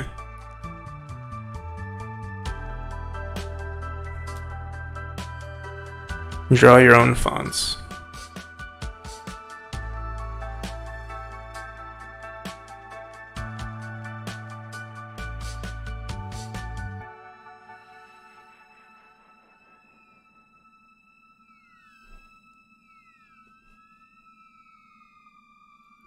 But this is the thing: is does calligrapher use?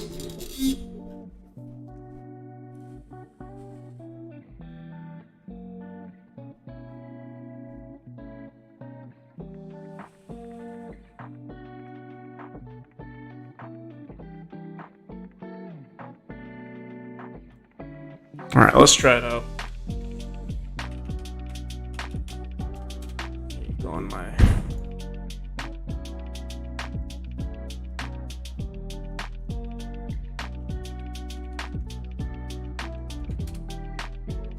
You know what I should do? I should make like a streaming account, like a streaming Google account. That way, like I can just share it whenever I log in.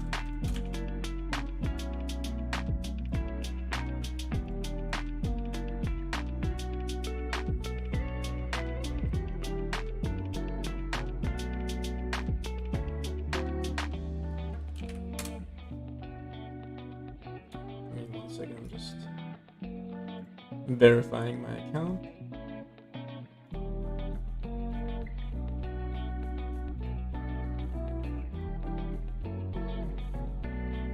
Create a template.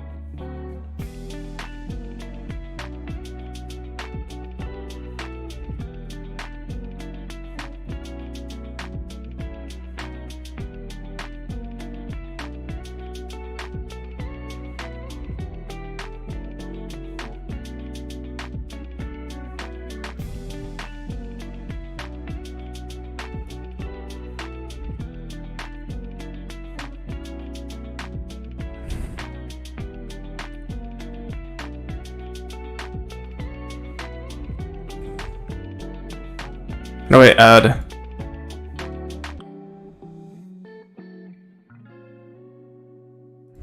Let's see, delete A. How do we...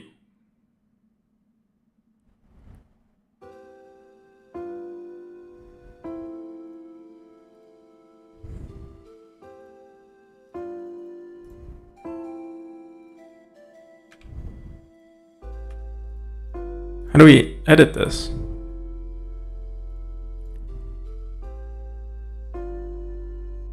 Yeah, I don't think this will work because I need to like upload a PNG file.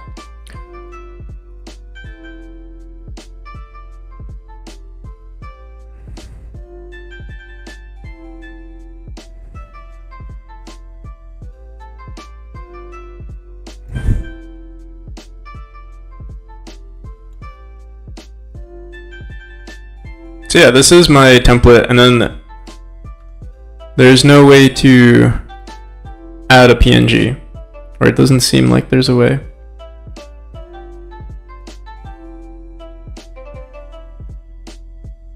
Download template.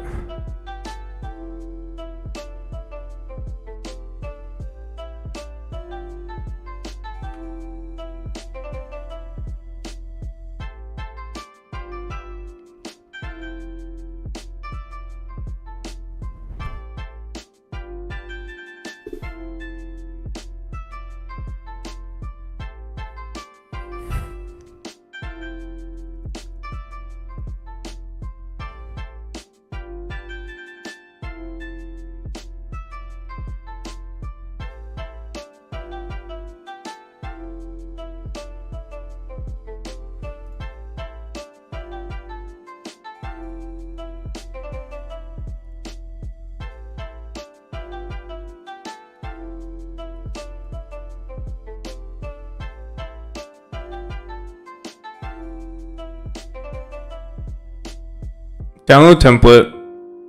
The thing is, I need to upload a template.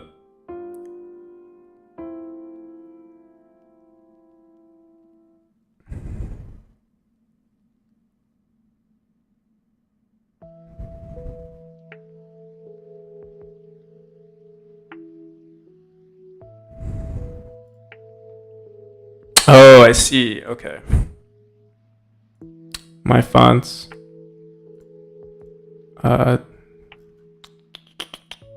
Okay, so I thought I downloaded it. PNG.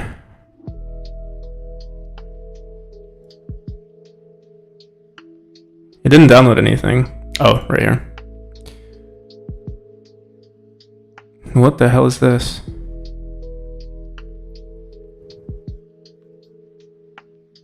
Okay, okay.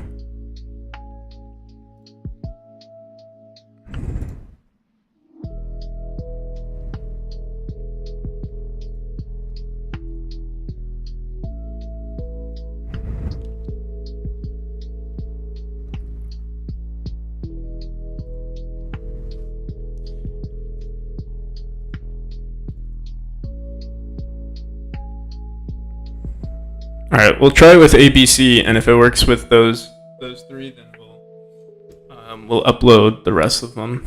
We might have to change. I want it to keep the same size. I wonder if that's gonna mess with. Yeah, our C is like huge here. Wait, let me see. Let's go back here. Download template. Size template. There's no. Let's just download the biggest one and see what that looks like.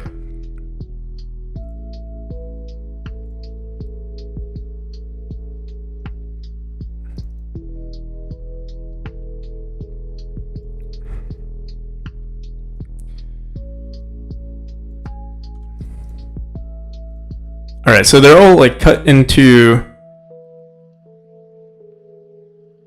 All right, so this is the largest we can get. I guess we could shrink all of them.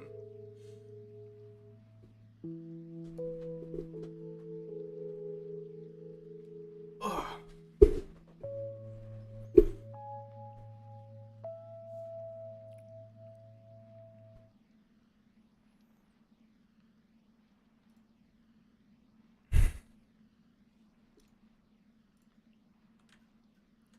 Let's see. Does this follow any? No, it doesn't. Okay. We'll try it out.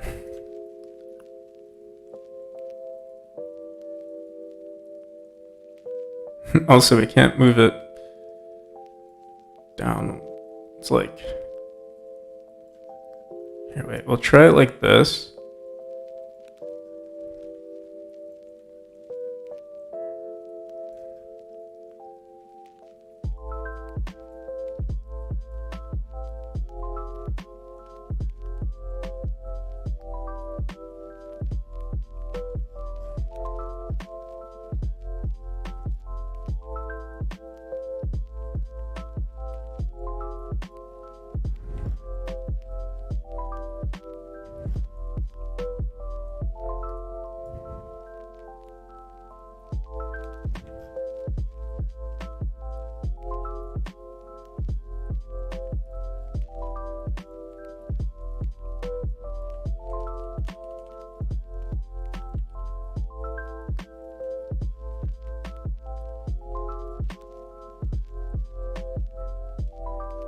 Oh, we should have done this on a different layer.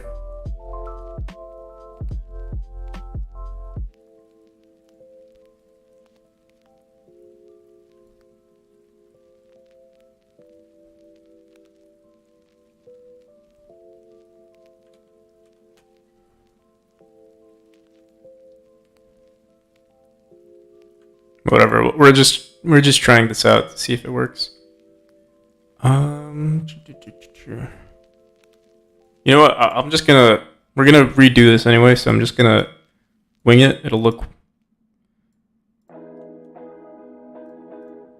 uneven and everything. Actually, we should organize the placement of it, but let's see. Like, yeah, we should put these on the corners.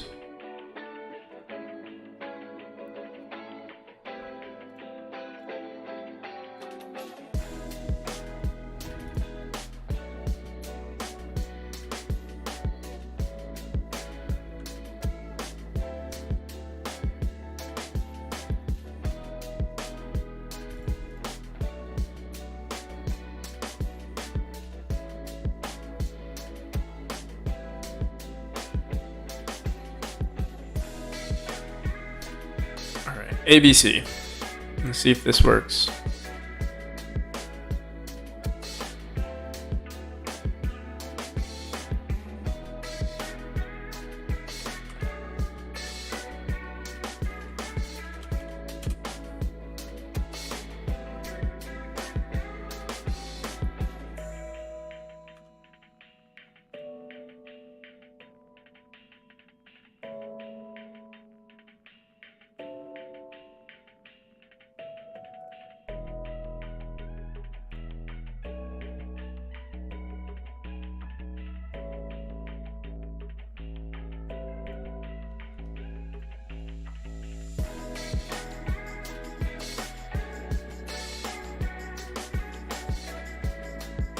Yeah, I'm trying to see where upload template is.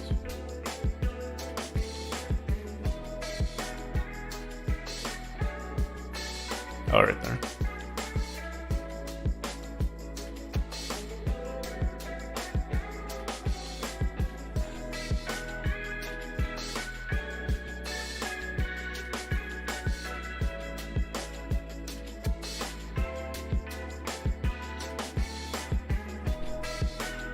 Oh, so it uploads it like...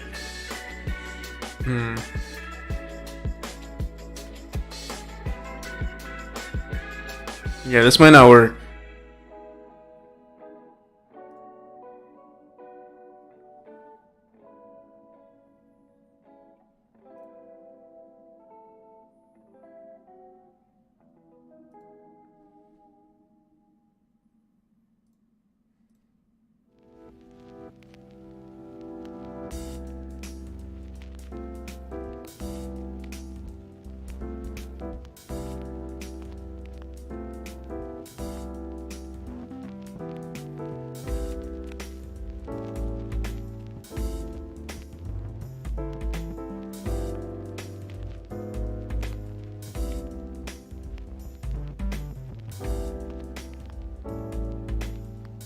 So it looks cool for a font though, but yeah, it's different from like, it doesn't save like the actual art style that we have here.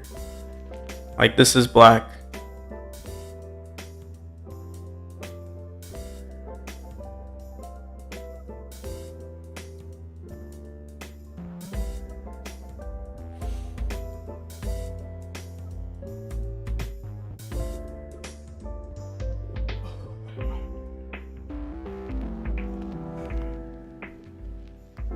So I think, yeah, we might just stick with Python then. It's such a like niche thing that I need to be done, you know?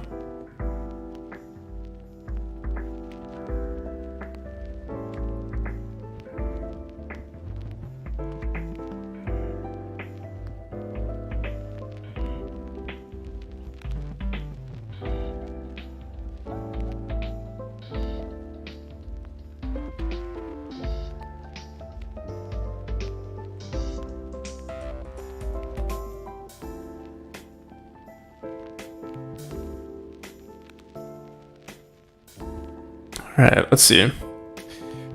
first, let me close GIMP, and we're gonna just only download or only show those files.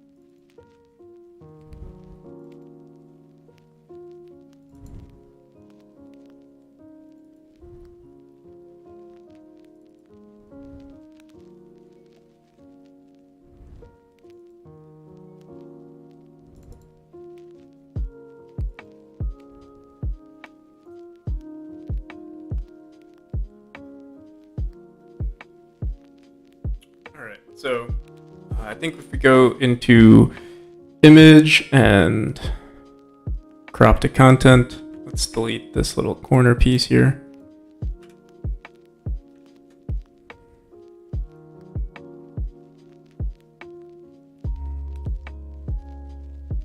Wonder if there's a shortcut for this.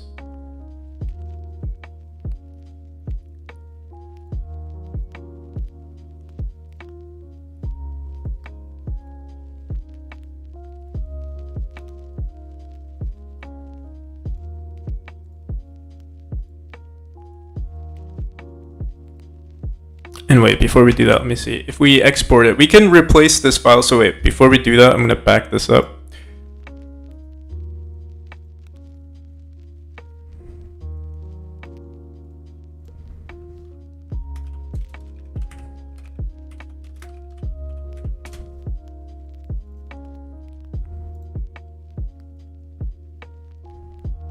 Okay.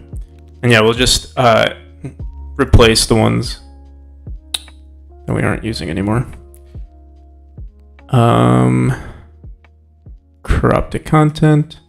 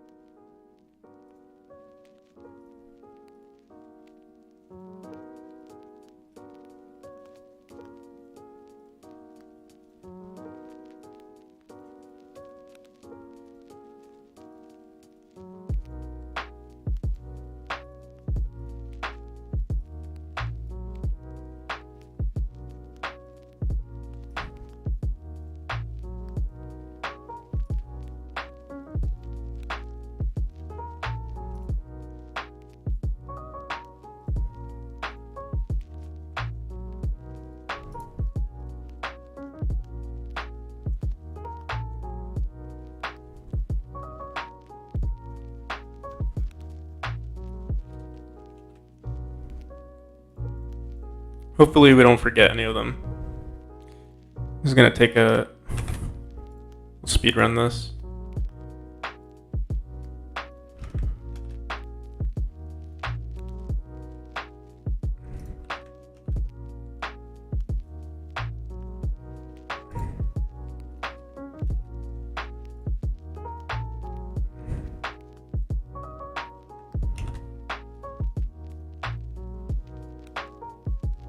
F, G.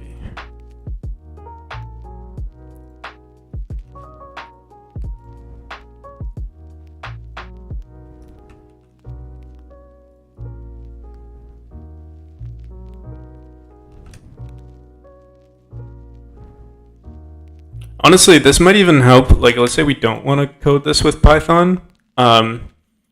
This could also help with setting up, like, let's say we build our words at GIMP. We can set like certain, I think there's ways to like make it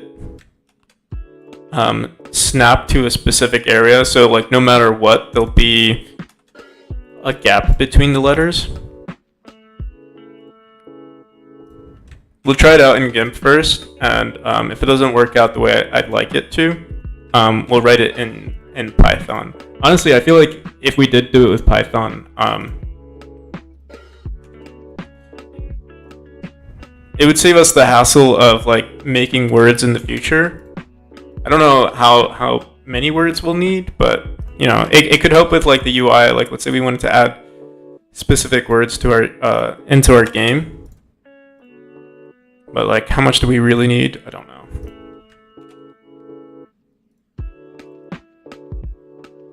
It can't be that much. Like, if it only takes me an hour to code, I think it would be worth it. But I have a feeling, you know, because I don't really work with Python that often, there'll probably be a bunch of mistakes that I'll have to fix. Can I write in assembly? No. I've never learned to assembly.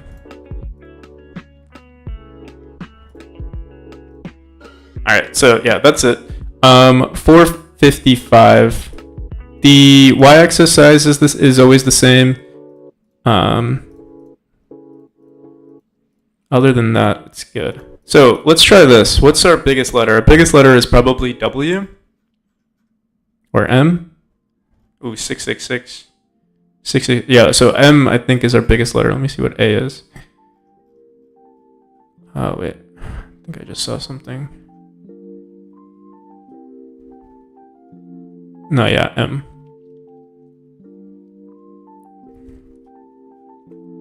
So if we set our size to, like, let's say 700, maybe 700 would be fine. So what I'm going to do now is let's open up a new window.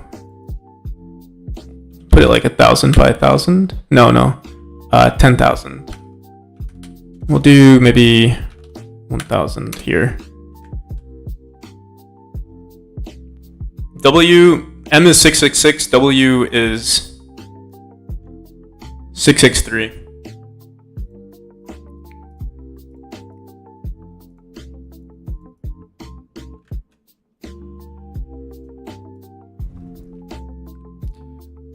All right, so we'll configure our grid to be what? Yeah, minimum. Well, it actually has to be a little bit bigger. So let's try 700 pixels. Show grid. I'll make this red. So I don't think this is how words or like fonts typically work. Basically, there's just always like a gap set in between each of the words. So like it's always each of the letters, it's always going to be like 10 pixels or something like that. But in our case, every word is just going to have a certain distance no matter what its size is. It might look weird. We'll find out right now. I don't know actually how to make it snap to grid though. So let's see if there's an option for that. Precision? No.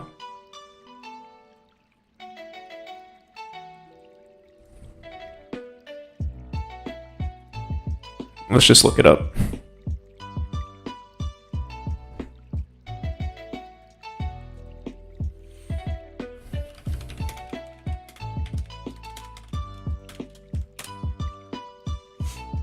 View snap to grid.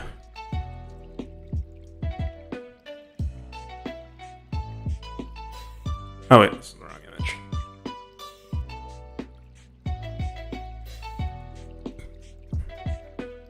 Alright, so let's just make a random, we'll use our worst case scenario, so to be like W and I, and see how that looks. We'll say like, it's not snapping though. Maybe snapping to grid doesn't work with moving out. Let's see. If I have like, let's say, pencil here.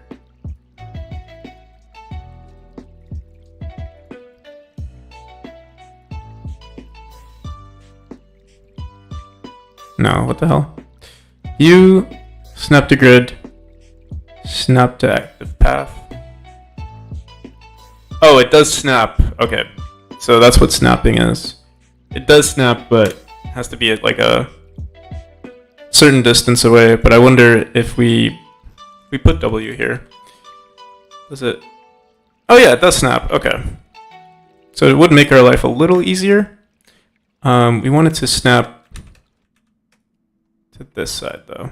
I think there's an option to snap to canvas edge. There we go.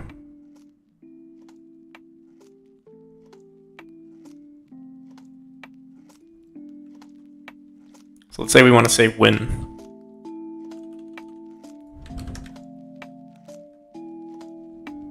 We'll say winner. Oh yeah, this will look very strange because yeah, the distance between these two. I'm trying to think. Maybe if we changed the size. So what's our smallest? I'm sure it's I. So this is 194 pixels. Let's try that. Image, configure grid. We'll set this to 194.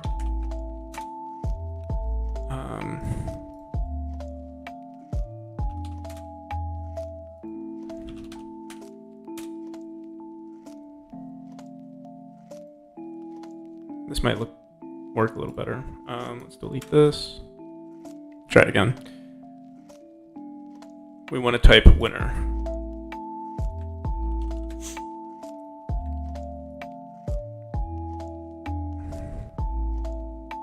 Let's add a line in the middle too.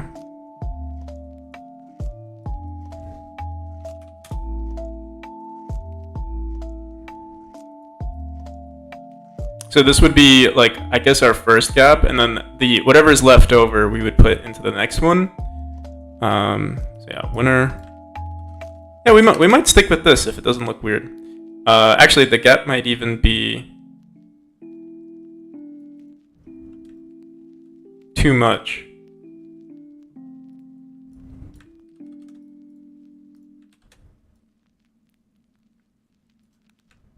Yeah, I think it's too much. So if there's anything left over, let me see. Yeah, that's too much. Let's try, what is another, maybe like half of this eye, or maybe 1/3 of it. So again, let's go into configure grid.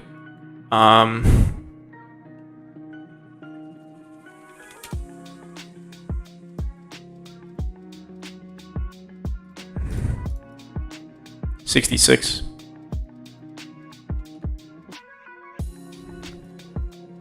We'll try 66.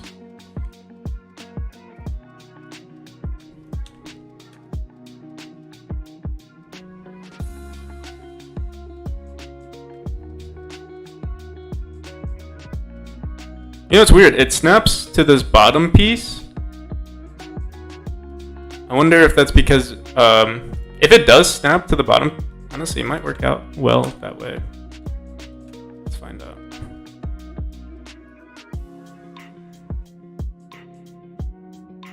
Snapping is hard, though.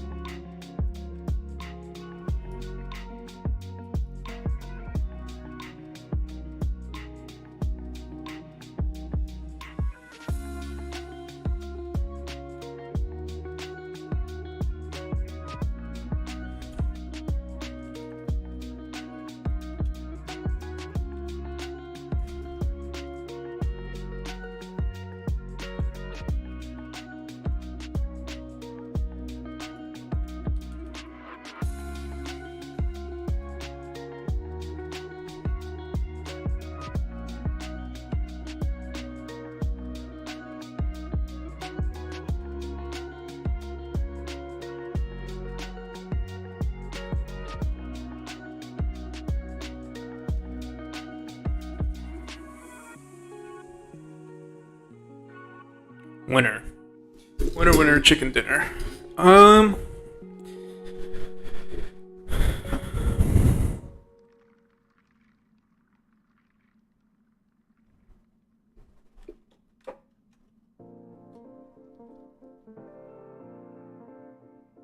It doesn't look bad.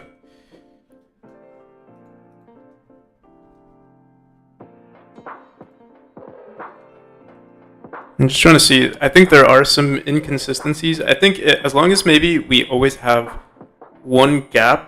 But the thing is, like, you can see here, there's like a little bit extra here.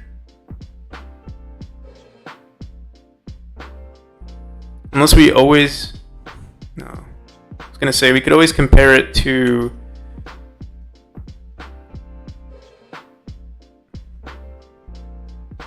I'm not even sure.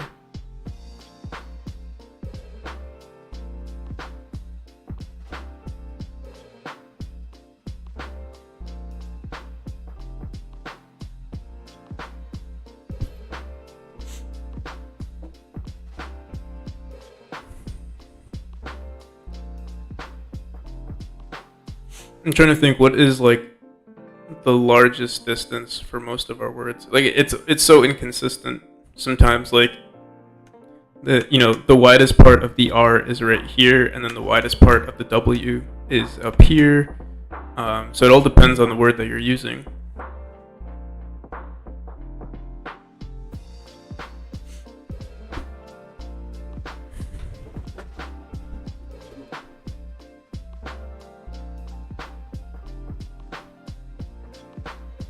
And I think we wouldn't have nearly as much of a problem with Python, because with Python, all we would do is like we would just set up certain parameters for each of our words. So like W, we'll say it's equal to 1, 2, 3, 4, 5, 6, 7, 8 columns, and then this will be equal to 1 column or 2 columns maybe. And then we could like determine distances for each of them. It still would be a lot of work, but like we would only have to do it once, and then every word that we create, we would just create a full PNG out of it. But I actually don't even know I wouldn't know how to do it, like grabbing each of these words or grabbing each of these files, placing it on top of a new PNG file, then downloading. I mean, downloading it wouldn't be a problem. So yeah, I might be underestimating the amount of work that we would have to do it, like to program it in.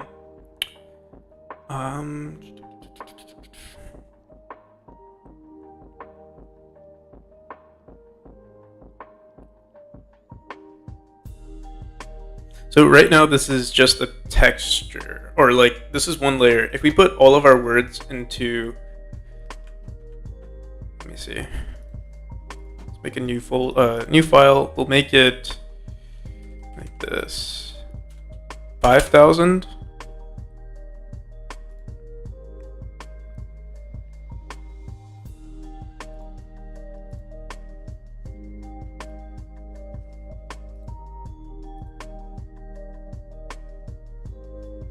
We use 600, I think, or no, 66, and our vertical, let's keep this at 500.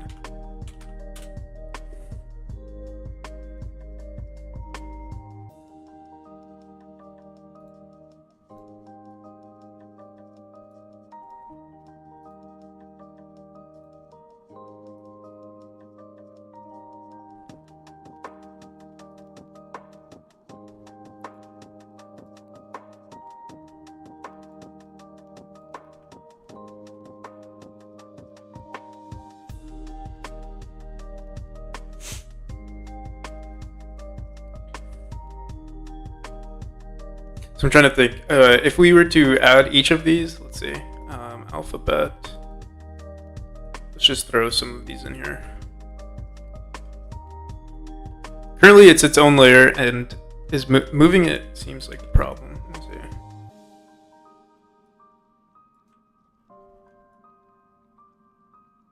So if we add each of these as their own layer, it might be easier. And then trying to think, would we want to save these as their own files? Hey, how's it going, YouTunes? Let me think. And how's it going, Zed Manuel?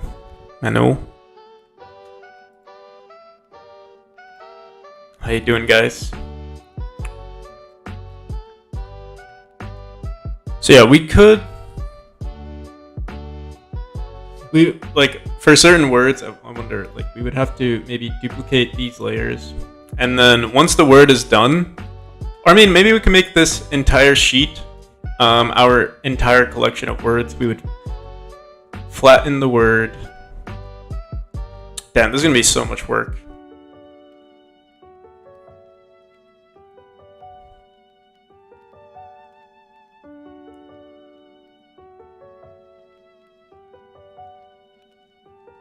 Still a bit confused about cryptocurrency. Yeah, we'll talk about it in DMs.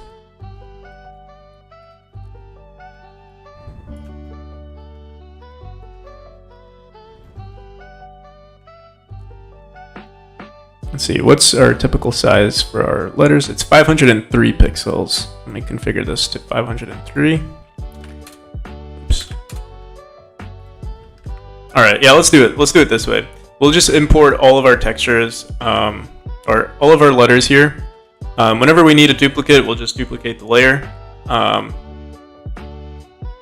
Let's do this in an organized fashion. I'm going to save this full.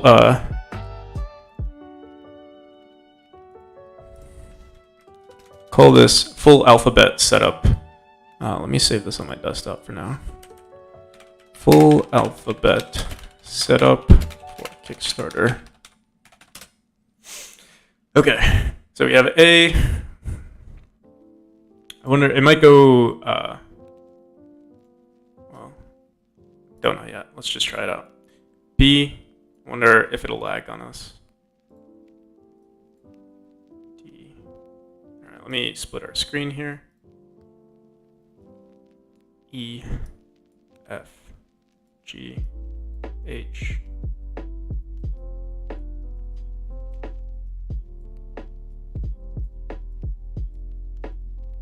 Wait, why is the... it might just be the ratio. I was going to say the M looks smaller, but yeah, I think it's the way it saves the icons here. T, U, V.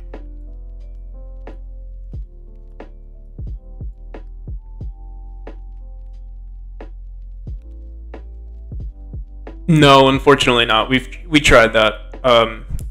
Usually, because this is a PNG image, one it's a PNG, and you could import PNGs. It's just that we would want it to export as a PNG. That's because each of these letters are they're pretty unique, and font files don't usually have as much information on them. So there's this texture. Usually font files are black, only black or something. Or they're usually only black. And so for certain things this texture that we have in the background, we can't just add to the font file.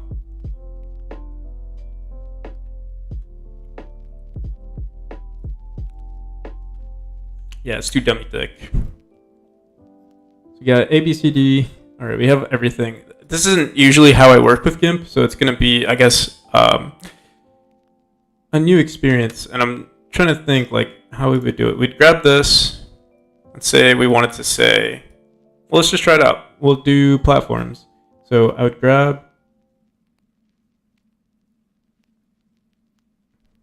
oh my god, this is gonna be a lot of work. I can already tell. But this might be the best method. So we move it. What is the shortcut for grabbing M? I'm gonna have to get used to that. I didn't grab the correct one though. P. So maybe we should just organize everything. Make our life a little easier. Let's hide this.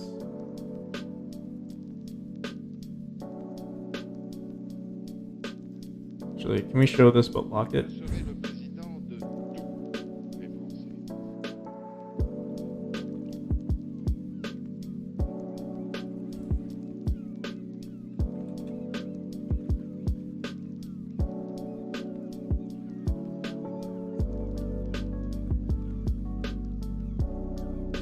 Don't want you to move.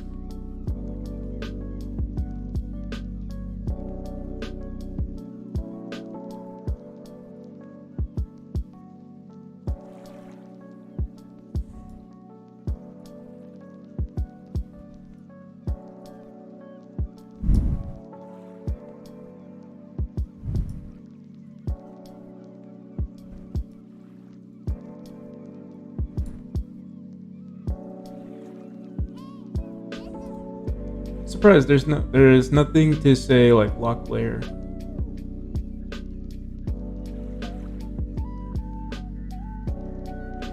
Whatever. Okay. We'll just have to be extra careful with what we grab.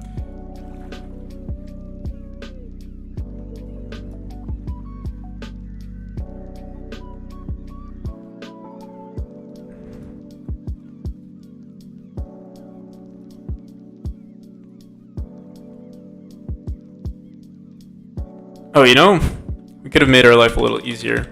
We should be in order of like what's most recent. So let's do this. Well, Z is not. I guess, yeah, no, never mind. It doesn't work that way. Here, wait, let's try this. I'm going to delete everything here.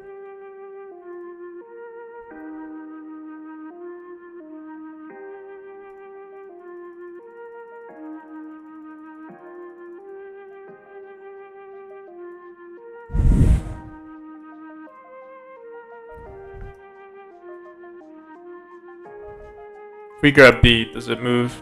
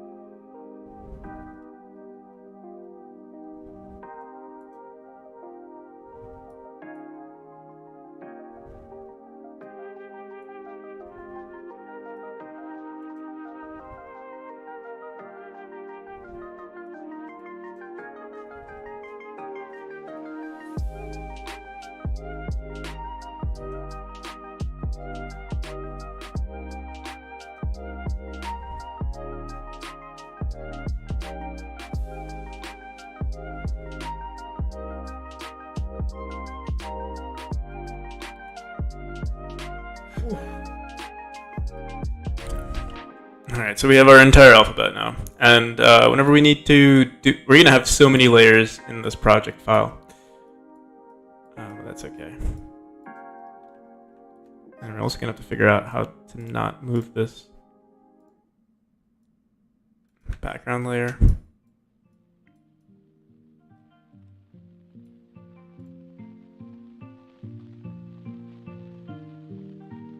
What will I be using for the font? So the font that like currently I have like in the game, just some random font I found on like the font or something like that.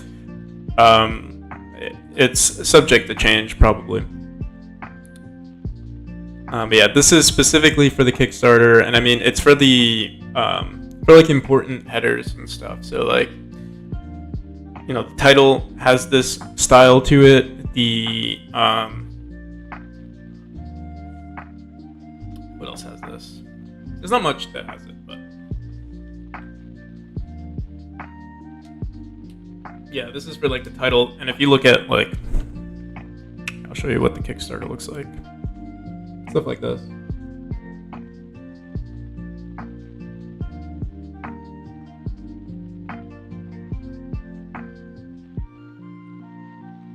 Oh, YouTunes. Trying to learn a little bit more of Godot. It's pretty frustrating when you use GameMaker.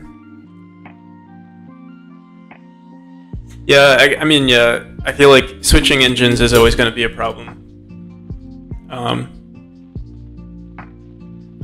But yeah, it shouldn't. I'm trying to think.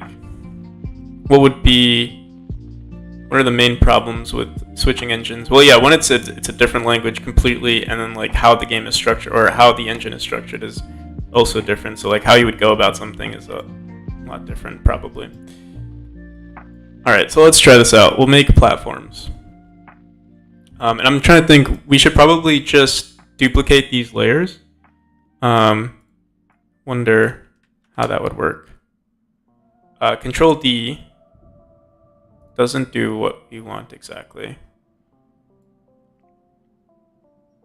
Although, this might, let me see. Yeah, we can duplicate layers. What we might do is for each of these little, like we'll always have this window, we'll write the word that we want and then duplicate it and then save it maybe as its own file or something like that. Let's just try it out. Wait, let me see. Is there an option to... Oh yeah, we can just duplicate layers here. We duplicated the background. I'm selecting this one. There, duplicate layer. So it seems by default it always grabs this background. Maybe honestly we might not even need this here. It helps me see.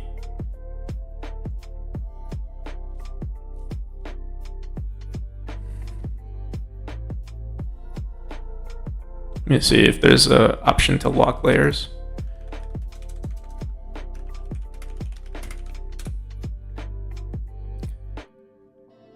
Look at the layer panel, click on the appropriate icon.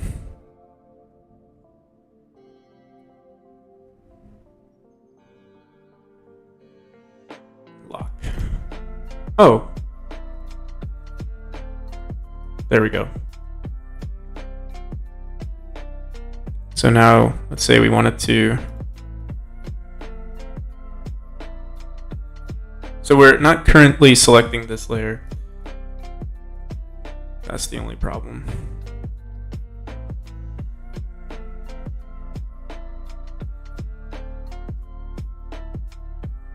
I'll see you, Zed.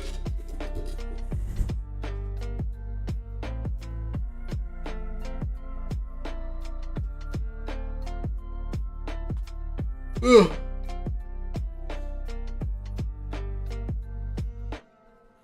GameMaker is set up a little bit like Scratch. So you can make an object and have a bunch of events you can choose from and your coding in.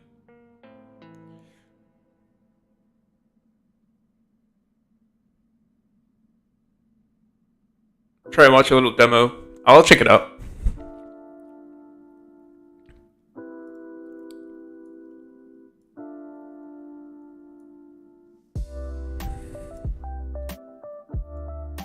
So when we grab this layer, it says it's selected. Here, I'll shrink my screen a bit so you guys can see the full thing. So yeah, we can see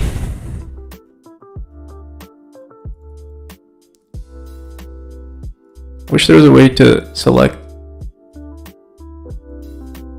the layer we wanted. Like moving it is fine, but then when it comes to selecting it, it doesn't. Unless maybe there's a way to like...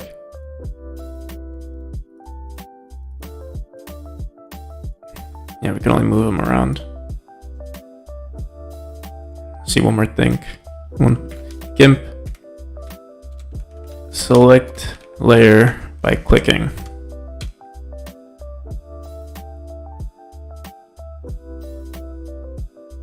Okay, so under tool options, set layer or path is active.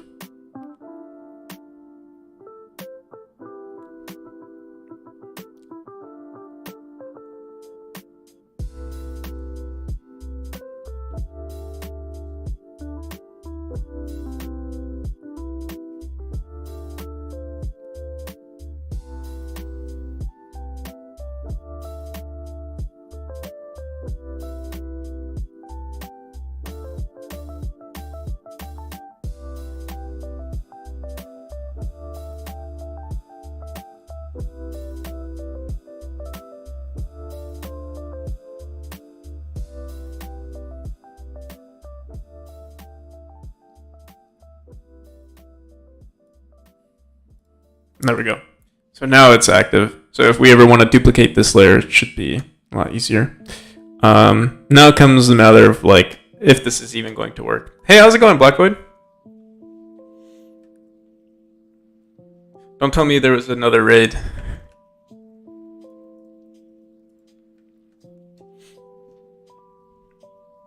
Here I am hopping on my phone.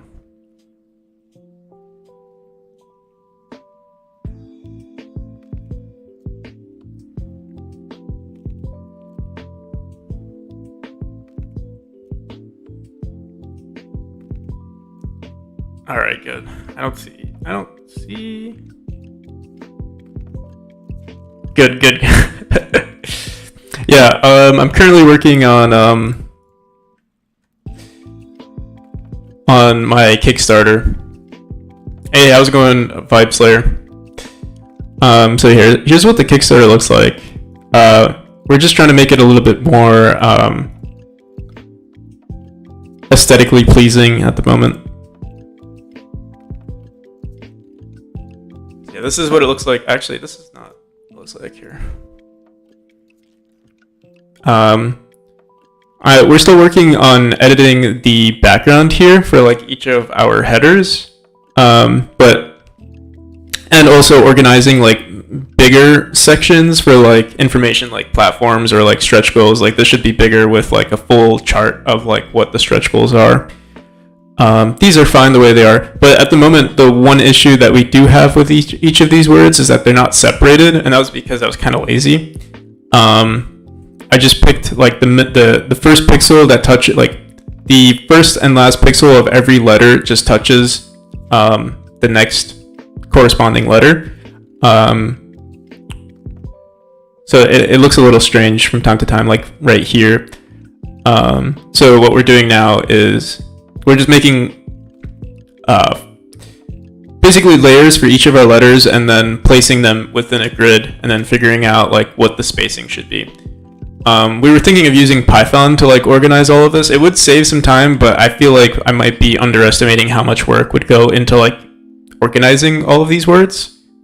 So we're just gonna do them all by hand, and hopefully it doesn't take too much work. I mean, it only took me, I want to say maybe at max an hour to make all of these, but they're not perfect, and like figuring out what the spacing is gonna be a little difficult. But yeah, we're gonna try it out now, and with the layers, it'll be easier to manipulate, and we'll like save these files later on. We'll see how it goes. I also wonder, since I have this layer selected now, if I go into layer and duplicate layer. Oh yeah, this is nice. So yeah, what we should do is keep this in its original HIJKL. Leave that there, and let's bring P back. If I press D duplicates the scene. I wonder if there's a shortcut for duplicating. Control-Shift-D, okay. We're gonna be GIMP pros by the end of this.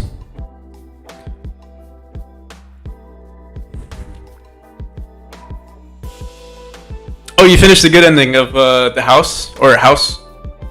I really like that game. I would love to work on a game similar to it in like vibe. I know you actually made a game like that. I think you won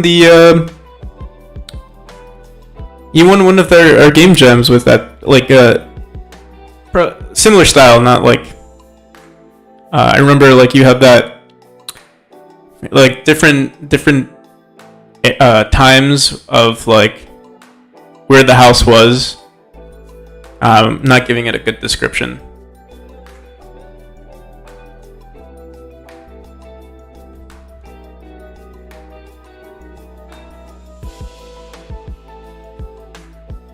Control-Shift-D, we gotta get used to that. So right now, what it seems like I'm doing is I'm gonna give it one column of distance per letter, and we'll see how that looks. And do we have pixel snapping or grid snapping on? Might make our life a little easier. Snap to grid and also snap to canvas edge. It should help us out. Plat. Where's plat? keep pressing Control D. That's like the key. That's the command that you do for Godot.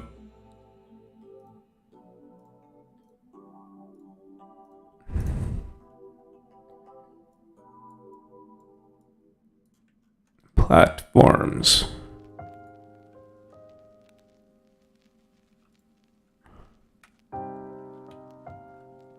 We have to get used to some of these. Also with W is usually the key I press to move around objects, but with GIMP it's M.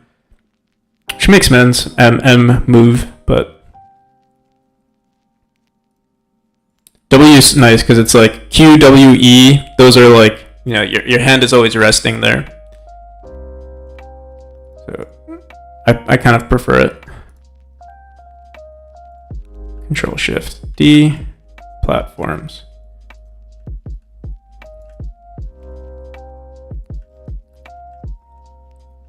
This spacing might also be too much. Like for this word, for instance, we could honestly put it right here. And I think it'll be fine. Like, because the A has like this weird, not weird, but like there's an extra curve to it, but like the base, or like, I don't know, like the center of gravity of this A is like closer to the middle here.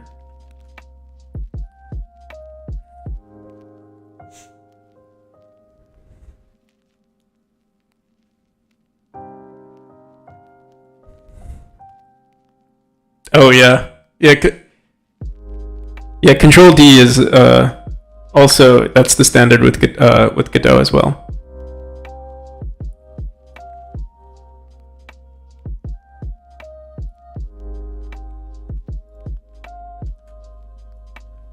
So yeah, we might stick with this.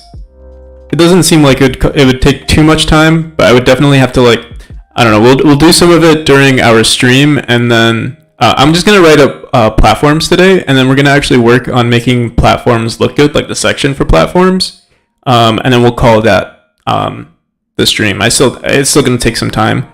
And then, you know, sometime tonight I'll probably watch like Netflix or something and finish the rest of our letters. Platforms. Where's R? Do I know my ABCs?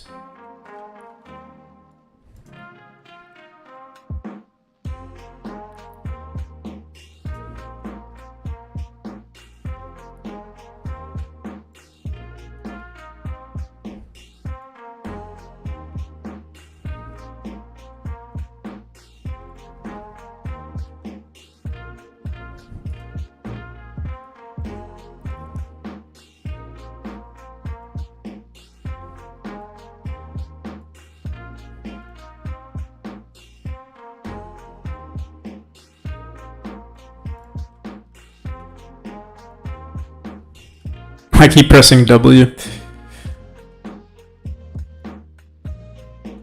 Alright, so with one column of distance for each of these letters, it does look weird from time to time. So there's one gap here. I wonder why the gap between the P and the L looks so strange to me.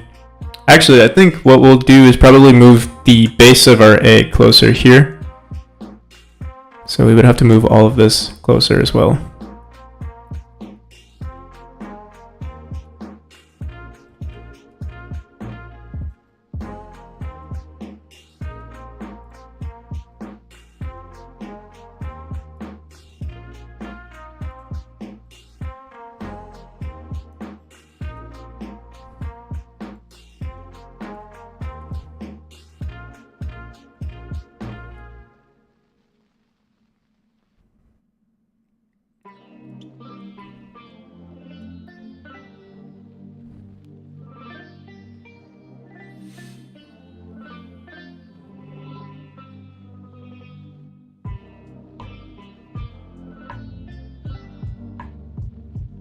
Yeah, so it's going to take a while before, well, the release date for the game, or for the Kickstarter, I'm trying to get done by the 15th. I don't know how possible that is, but yeah, we're going to work day and night to try to get it done by the 15th. If not, I might push it back 2 more weeks. It really depends, like, on what I think the quality of the game looks like by the 15th. I plan on, like, with everything that we have so far, we are going to finish. But yeah, like, I might look at the Kickstarter and be like, hey, this isn't good enough. So yeah, I'm anticipating for the 15th.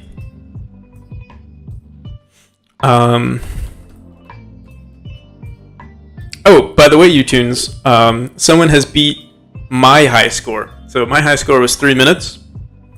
Don't know how to pronounce his Acteon. I don't want to disrespect his name, but let me see. He's on the Discord, but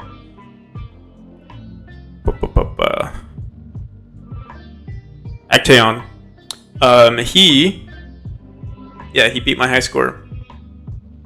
He got it in. Let me see. If you guys want, I'll show you. I can live stream. This is him playing. Here, let me hide my face. This is him playing right now. And he could definitely do higher if he wanted to, or if he just did a few more runs.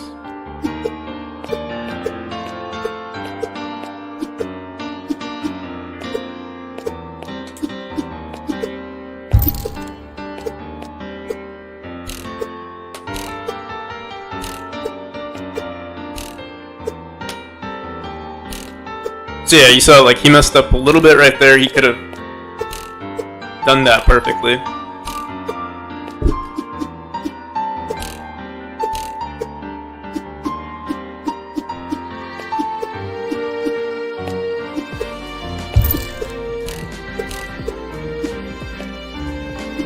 And he's also working on a platformer game. Here, let me lower the volume. It's probably super loud.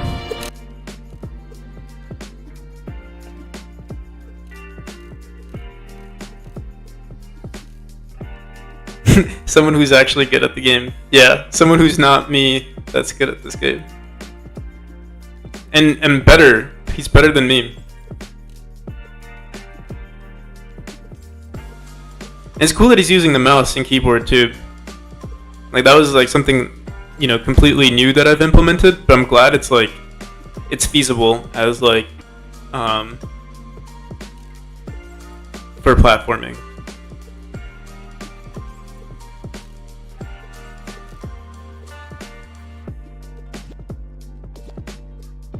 So we'll see the time at the end, but I think he hit like close to 2:30 or maybe like 2:45.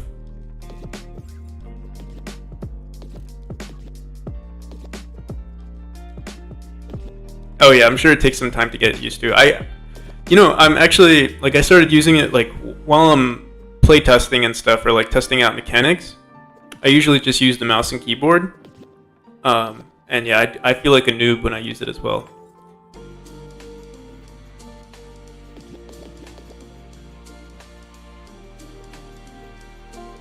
Yeah, honestly, I personally think the mouse input is it's easier than using the keyboard input, from my experience.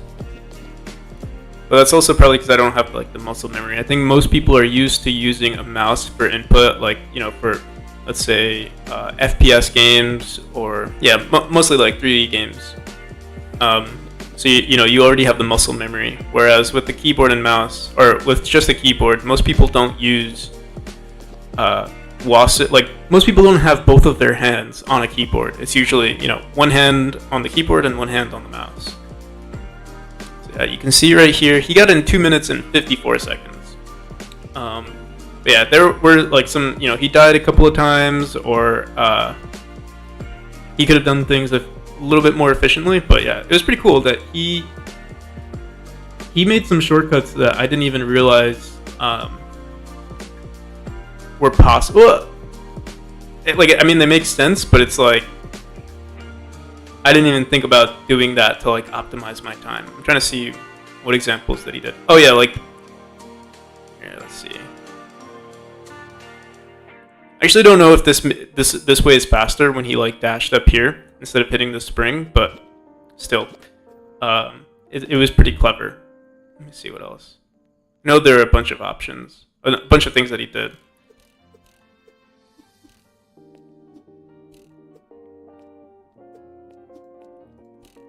Oh, this was a little faster. Instead of grabbing this wall and dashing across, he kind of just jumped. Like he basically just did it perfectly. I guess that's what you would expect from like speedrunning is like, or like, you know, precision platformer, is to do things perfectly.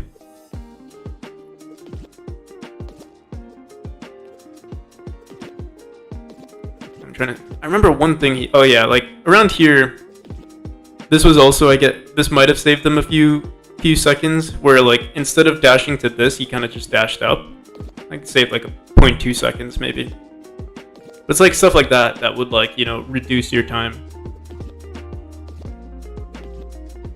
Oh, and like here too. Like instead of hitting this spring, he just dashed straight up.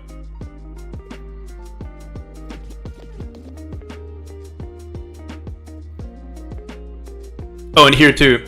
Like instead of going the full path, he just he messed up here. I think what he assumed was that he had to catch this orb again, but yeah, I'm sure if they did it again, they would realize that they could just dash up immediately, catch this, and completely ignore what's going on here. Yeah, pixel perfect is what speedrunners aim for. The thing is, like, you need to like as a level designer, even though you assume your main audience or like a huge portion of your target audience would be speedrunners, you still have to make the game easy enough for people who aren't speedrunners. So like a typical gamer would just like follow the path, let it run its course, and then, you know, use it for how the initial design was meant for. Whereas a speedrunner, yeah, he's gonna completely ignore this extra stuff here. I'm hoping to add more stuff like this later on, like shortcuts, but shortcuts that require, you know, precision platforming. But yeah, shout out to Action. He's a great dude. He's also making a platformer. Let me see if I could find his game somewhere. I know he sent it. I have it downloaded, but wonder. I'm in streaming mode.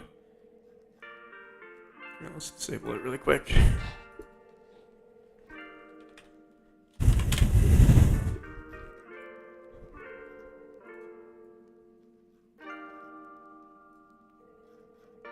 Yeah, I don't want to invade some of his privacy. I'm just going to look for his link. Why can't I find it though? He did it recently.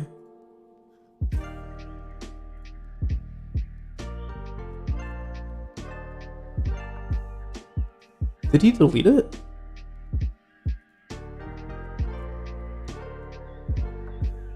Oh, right here.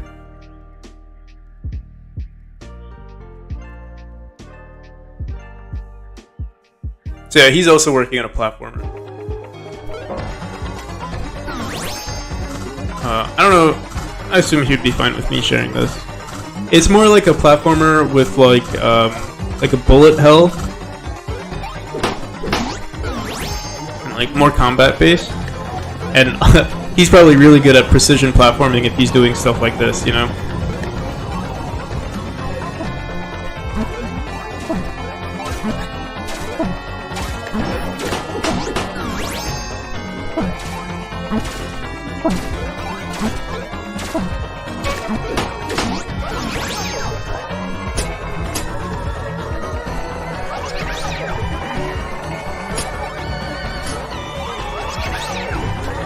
Like damn, this looks. While the game, I think the mechanics would be easier to understand for his game. I'm sure I would die so much. I played a little bit of it. I wanted to actually stream myself playing it because it looks so much fun. But he said he doesn't want. He said the game is still like in early playtesting mode, so maybe we'll do it another time. But yeah, it's sick.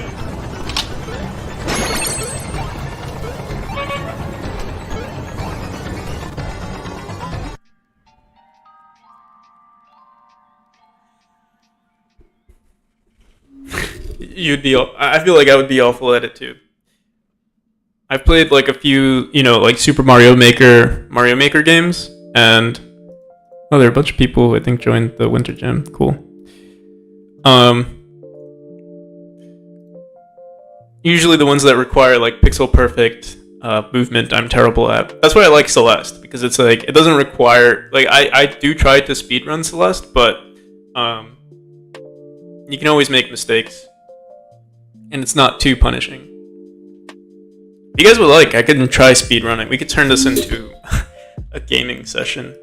Try to speedrun Celeste. It would take like 2 hours plus.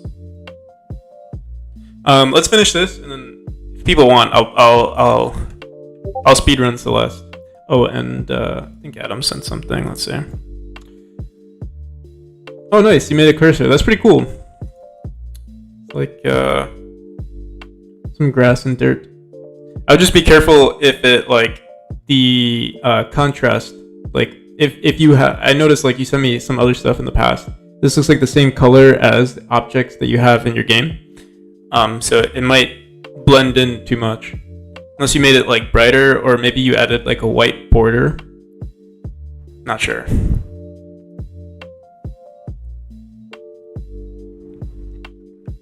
Alright, so yeah, I'm having an issue with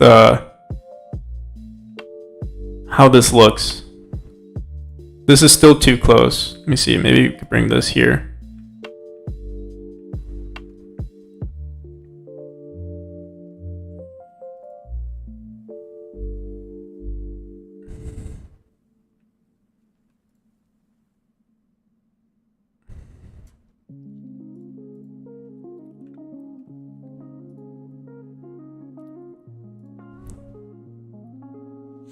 Alright, Titan, I'll see you around. Thanks for stopping by, man.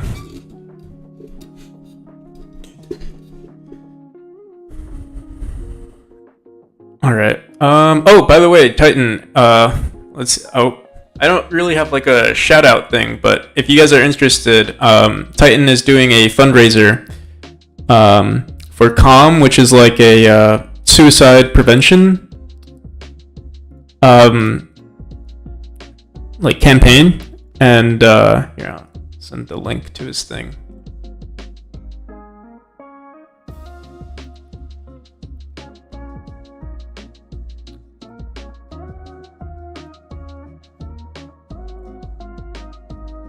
So yeah, he usually, I believe he usually streams when he's running this campaign. But yeah, this is the link here. I'll just post all of this. If you guys are on the solo dev, you can find it in Discord. But this is the link. Yeah, no problem. And yeah, and you also get if you donate £35 or more, you get like a huge collection of games. Here's the whole collection, worth like $1,000, like retail price. Bunch of indie games. I would love to like play some of these games. I think the biggest one is probably Played Up, right? Or like the most popular one at the moment is Played Up. I don't recognize some of these. I don't recognize any of these games actually, but they look like really cool games. Plague Inc. actually I've heard of.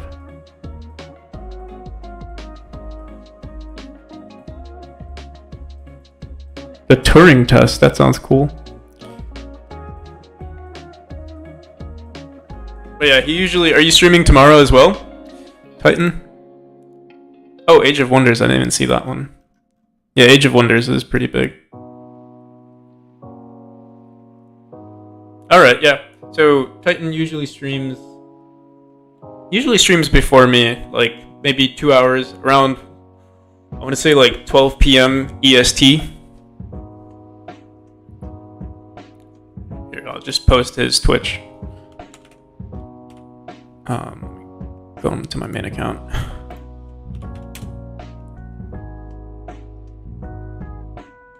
We're gonna open up that Masteries tab.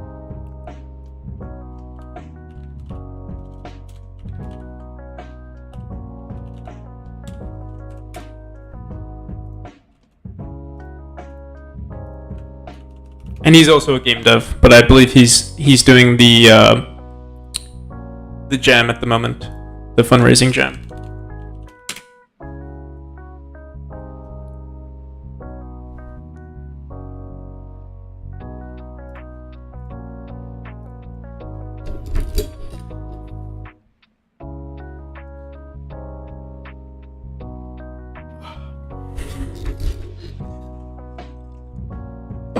Yeah, let's get back into it. Yeah, I'll see you, Titan. Yeah, I don't know, man. The gap is throwing me off. Like this gap looks like it's too much here. Let me see. Show grid. Maybe it is too much. Yeah, so maybe we can reduce our column size by 1/2 or maybe 1/3. So that would be, right now it's at 66. You see, 200.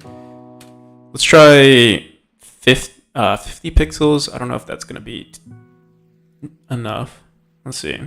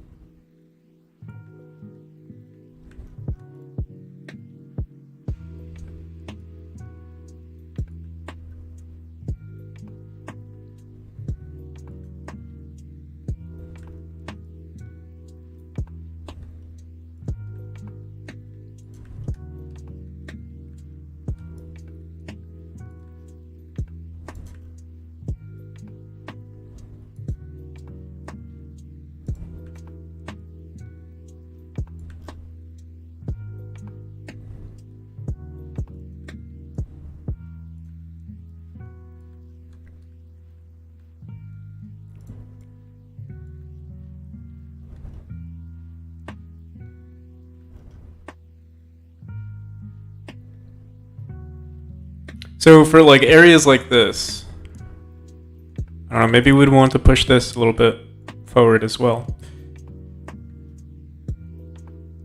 Like after zooming out, we can notice that like, I don't know, the A seems like it's a little too far away.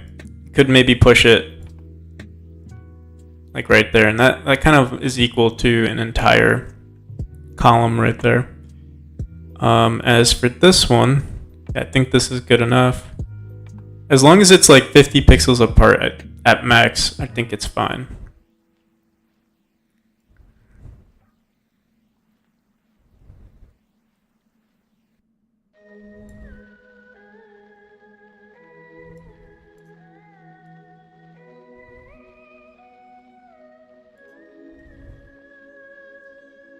Sucks that it's not perfect though.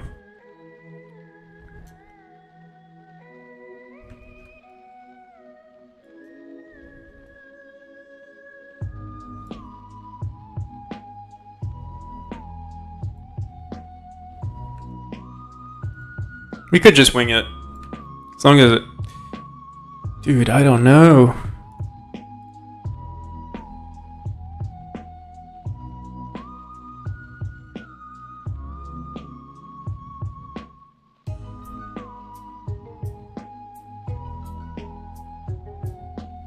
I think that, like this beginning part is just tripping me up.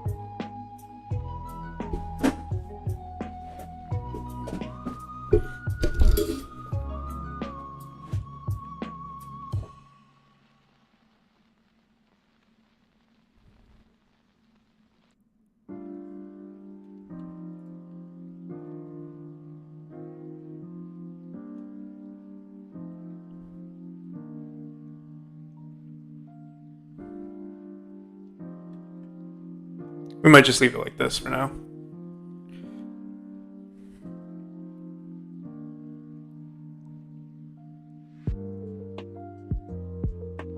All right, let's do it.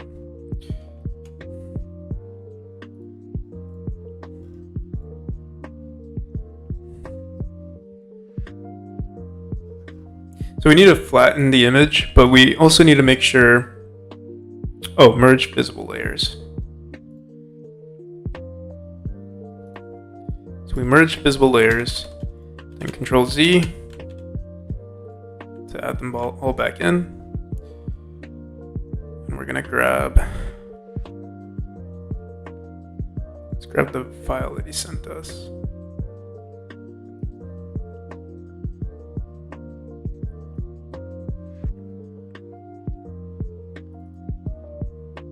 I'll be right back. I have to use the bathroom again.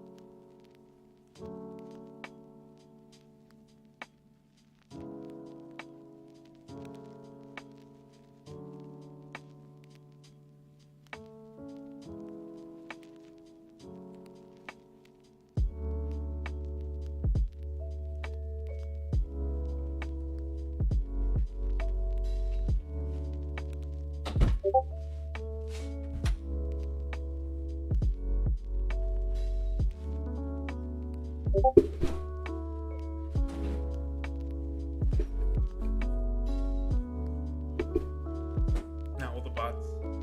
Where are they?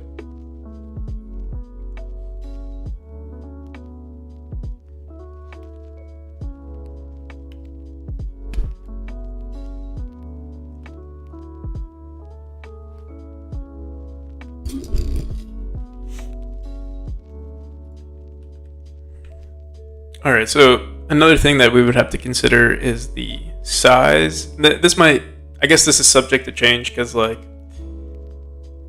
I guess we want it to fit within this little section here.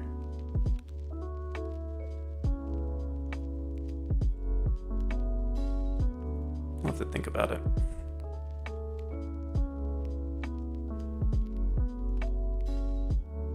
No sexy girls watching today, yeah, unfortunately.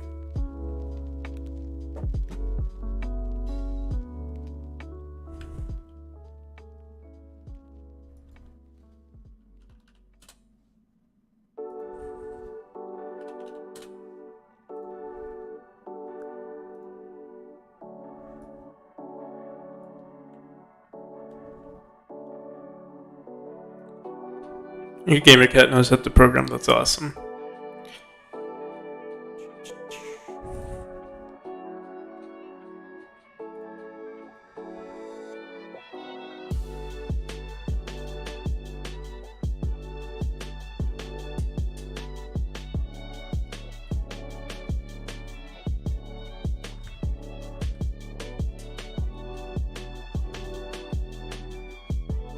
Alright, so we need to make sure we are centering this.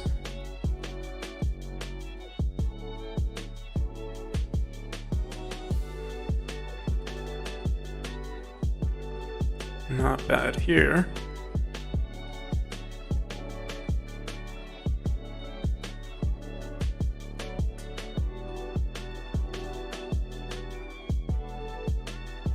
Let's save this. We'll call this Platforms Chart.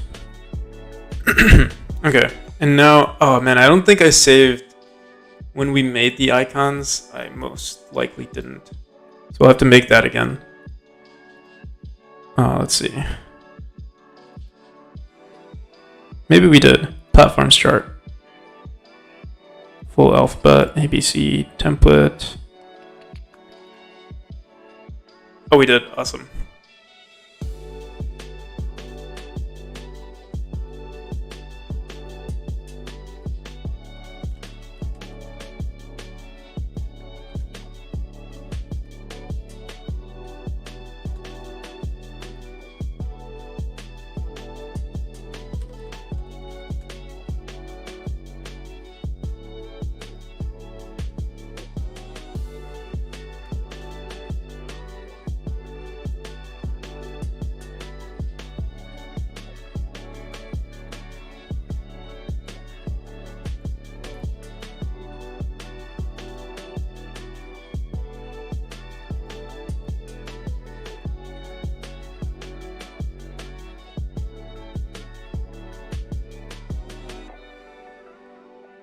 So we're using 1024. Let me just set up a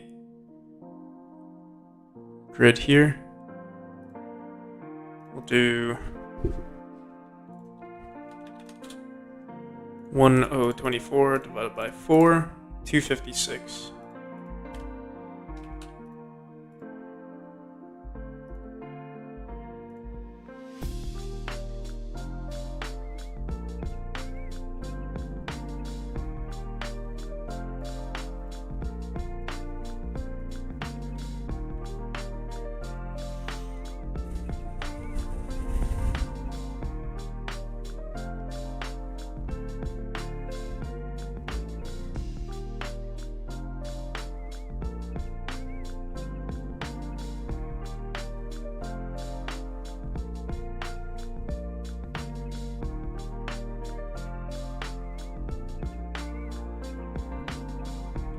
Could do something like that. Doesn't look too bad. We'll make another layer for the PC platforms.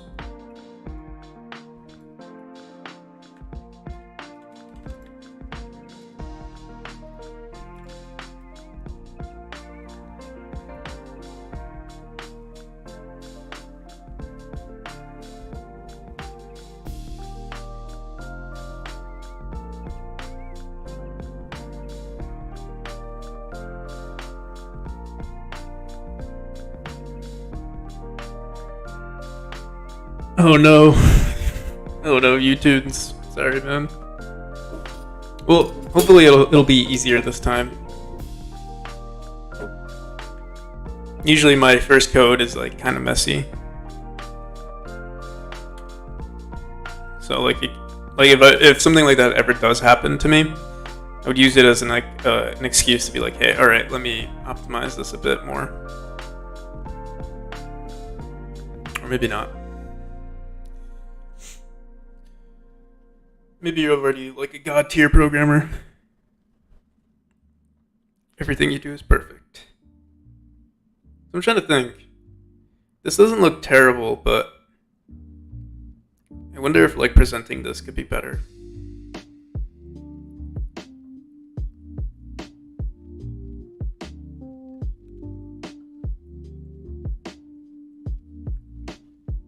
Could also do something where like, I don't know, maybe we can make this, let's leave it down here for now. Could just shrink it.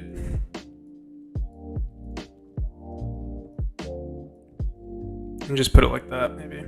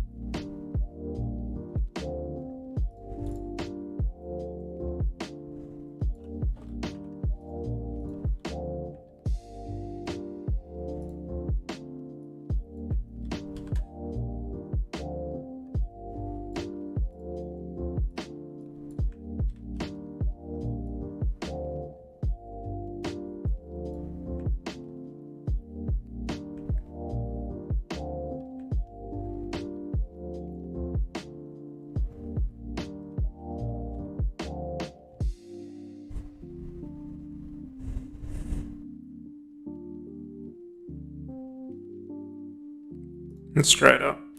Let me save this and platform start to .png.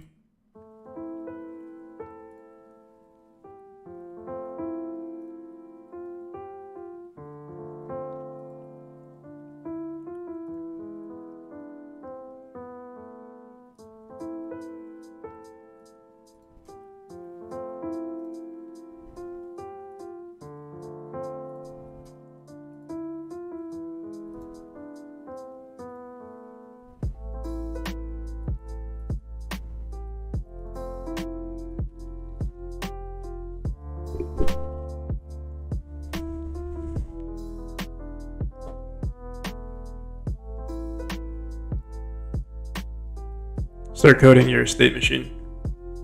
Yeah, that's a good thing to tackle.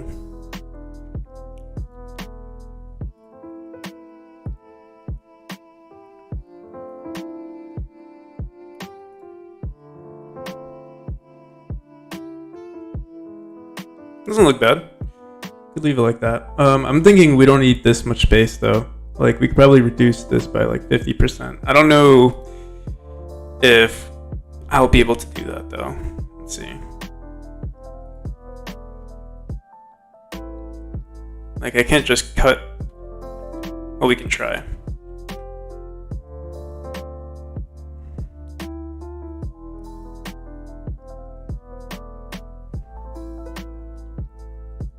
Might not look terrible actually.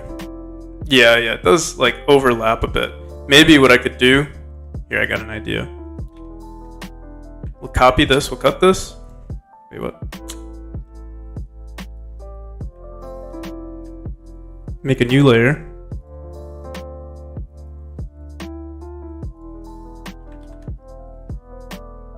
Paste it in.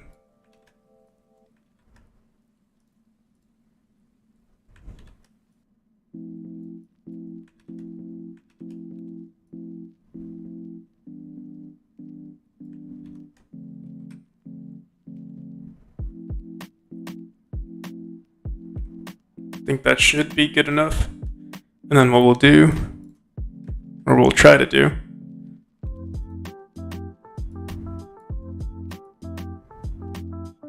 oh no, this might not work. Let me see.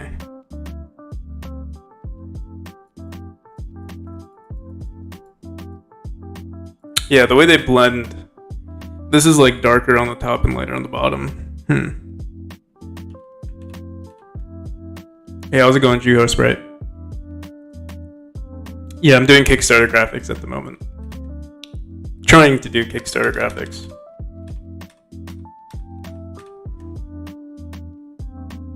Trying to think, how could we... I don't think there's any way for me to do it that wouldn't make it look weird. Like, we could try shrinking it, but I think that'll also look weird.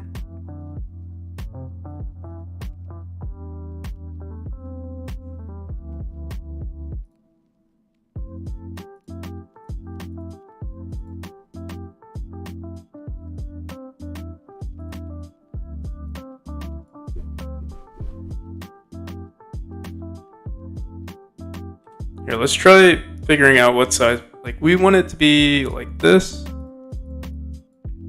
and like this. I think that should be more than enough space. Let's try to figure out what we can do. What's his name? Danius, he's working on it. I could ask him if he can make like either a smaller version or maybe like a tileable version of this that would help with like fixing up the sizes.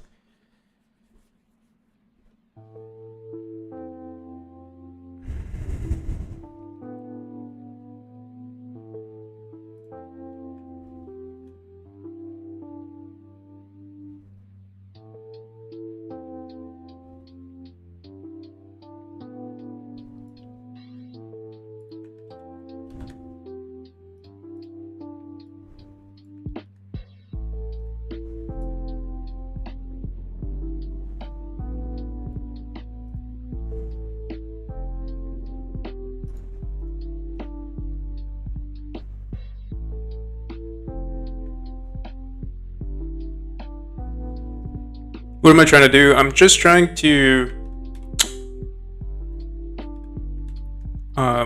scale the background proportionally, or like edit the size of the background to match like the amount of content that we have. Like, so certain parts of my Kickstarter will use this full page, but sometimes it'll only use like this much. So it might either make sense to make something that's more seamless than this, or we would just need to have like a bunch of different images for every little thing. So we'll have to figure that out.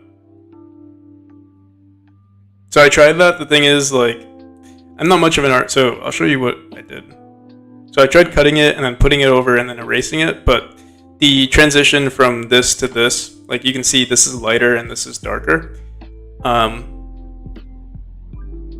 doesn't look as good as I guess we would assume. But here, wait, let's try it. We'll try it again. I'm gonna try, first we'll make a copy of this layer. Paste it over. So we have two of these. Oh wait, oops. Oh, why doesn't it align perfectly?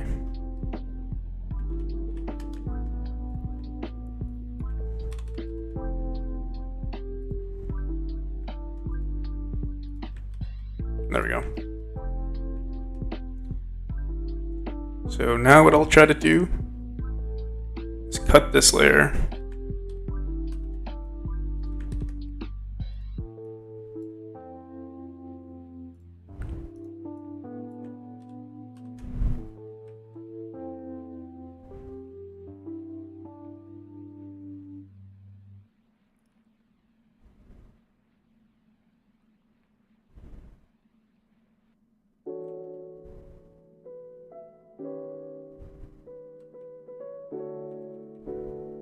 I think that's good. And then what I'll try to do is go to this layer.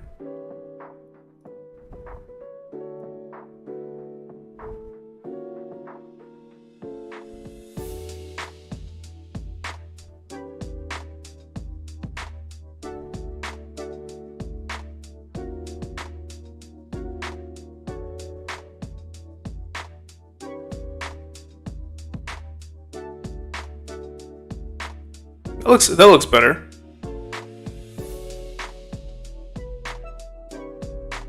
You gonna disappear from existence, Adam? I'll see you, man. Don't disappear for too long. Okay, so yeah, like right here, it's kind of an issue. Let's see.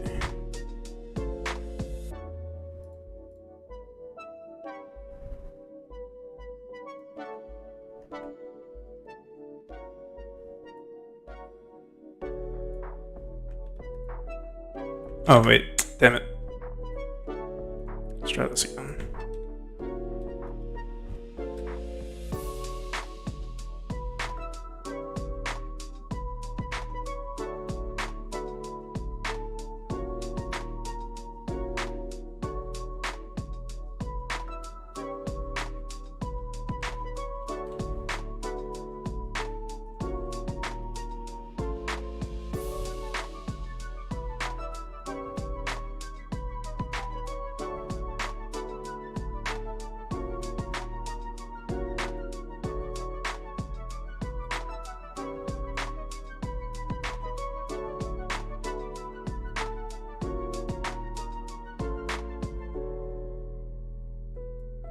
What the hell did I do?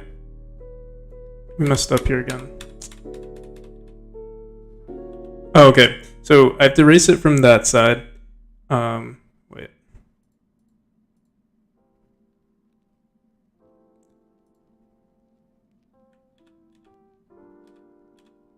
Oh my god, this is like rocket science. Why does the switch have a small lock on it? Yeah, I'll add a second little thing that says it's a Kickstarter goal. So if we reach a certain amount of money, I'll release it for the switch. Otherwise, it's just going to be for these for now. All right, so the background. All right, so this will be our top layer. This will be the most important one. So let's bring it back up.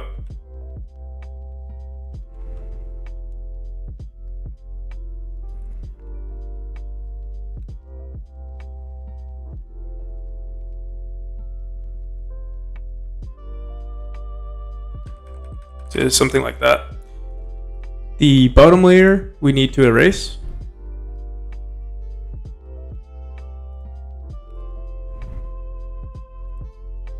And then for this one, the top layer we need to erase. There we go. Let me see if there's any inconsistencies here.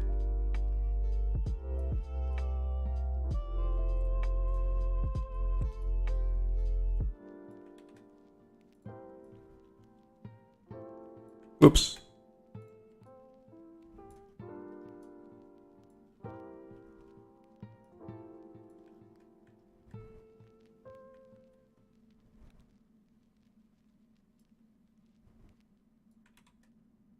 I don't know why this bottom looks weird to me now, but maybe it's just maybe I'm just stripping right now.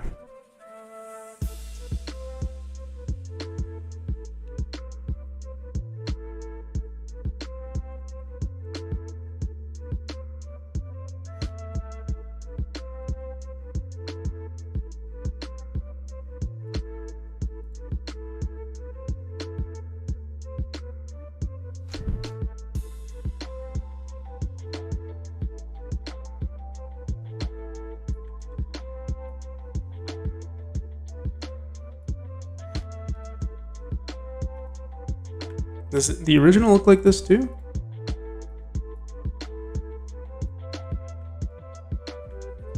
So this is what the bottom should look like. Oh wait, no, this is the wrong one.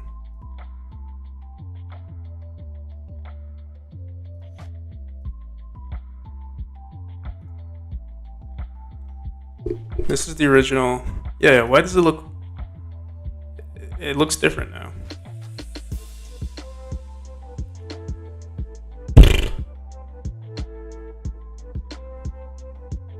Did I make the title? No, I commissioned for that.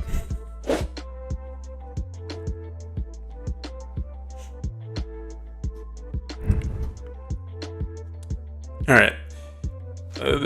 Surely there is just something that we're missing. It's not getting through our brains here. So I'm going to try this one final time. You know what, actually? Wait, what? I think...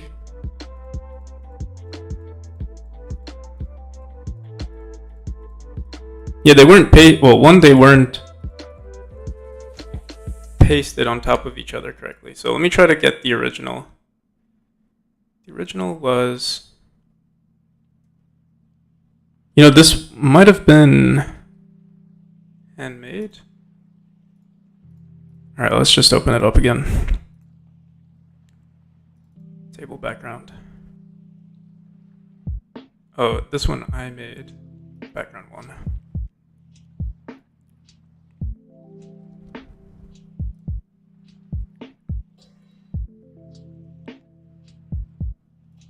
So let's grab platforms.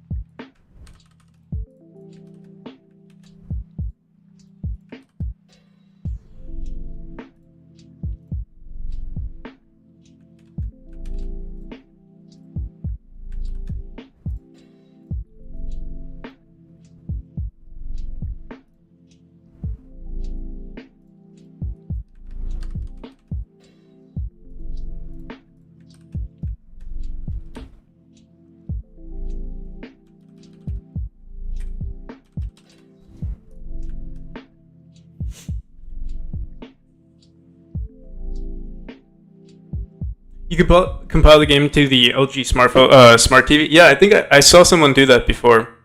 They made it free and also to upload apps on their account. That's pretty cool. I have seen it done on a computer. I mean, on a smart TV.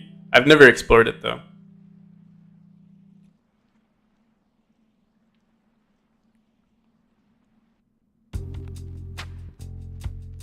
I wonder. I'm sure it is possible to run it on a smart fridge. I mean, if they're using like, I guess you would have to see what operating system the fridge is on. But if it's like Linux, it should be fine, right? Or I guess if it's Samsung, is it using Android? No idea. All right, so duplicate this layer here. We're gonna try to do the same exact thing. Now, we'll grab this one, cut it, paste it, push it up.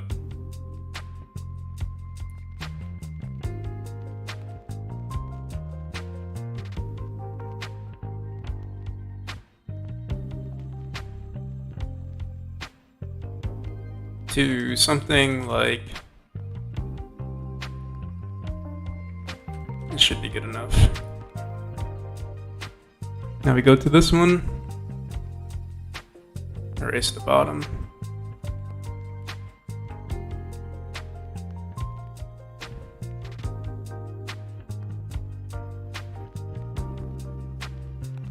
Okay, we go back to this one, erase the top. And there we go. I think we could also erase some of these corner pieces. Dude, it still looks weird to me. I don't know why. Here, wait, let's not erase, well, we'll erase the top here. And then we'll erase the edges here.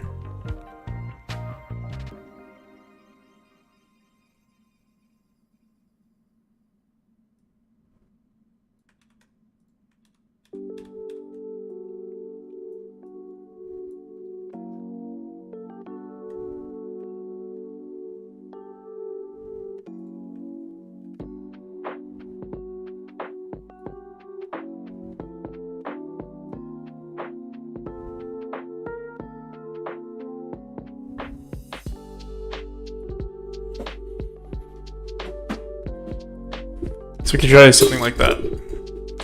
Don't know if this is good though.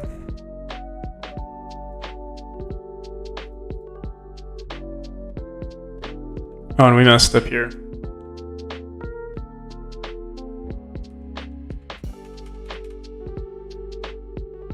Alright, let's try that.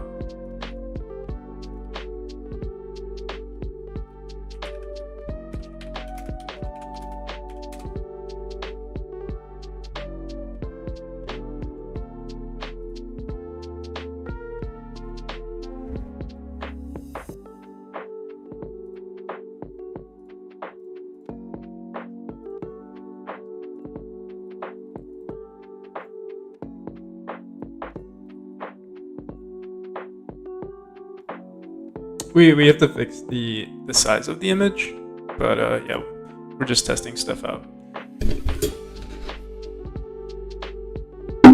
Yeah, it looks cheap to me.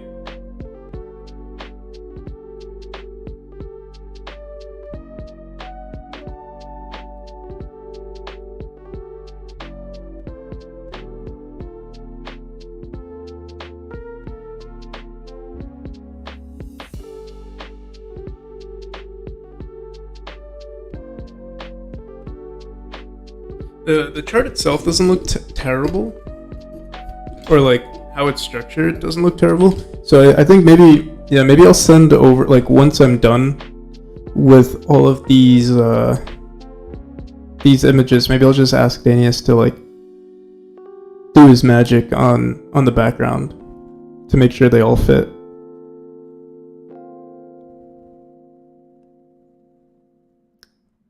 And that'll probably be a better approach. What am I up to? I'm just working on the Kickstarter. Boring UI stuff, I guess. Or UX.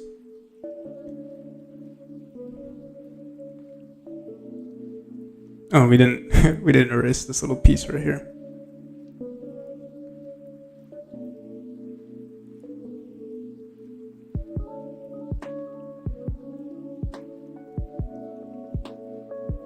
So yeah, we'll leave it like this for now. I'll have to message Danius. We might, yeah, probably just gonna end the stream here.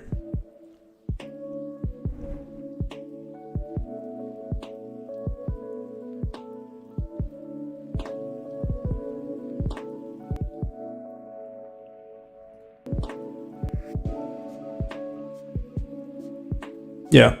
Alrighty, fellas. I'm going to head out now. Maybe the icons are a bit too white. Yeah, I think I would agree with that. A little darker, yeah. To match like the... Try to match the aesthetic of what's... Yeah, like maybe not white, but like the white that's used in the middle of this text would probably be better. I agree 100%. So yeah, I'll spend some time trying to figure out what we want it to look like off stream, and then hopefully we have better guidelines for the next time. But yeah, I will see you guys later. Thanks for watching. Peace.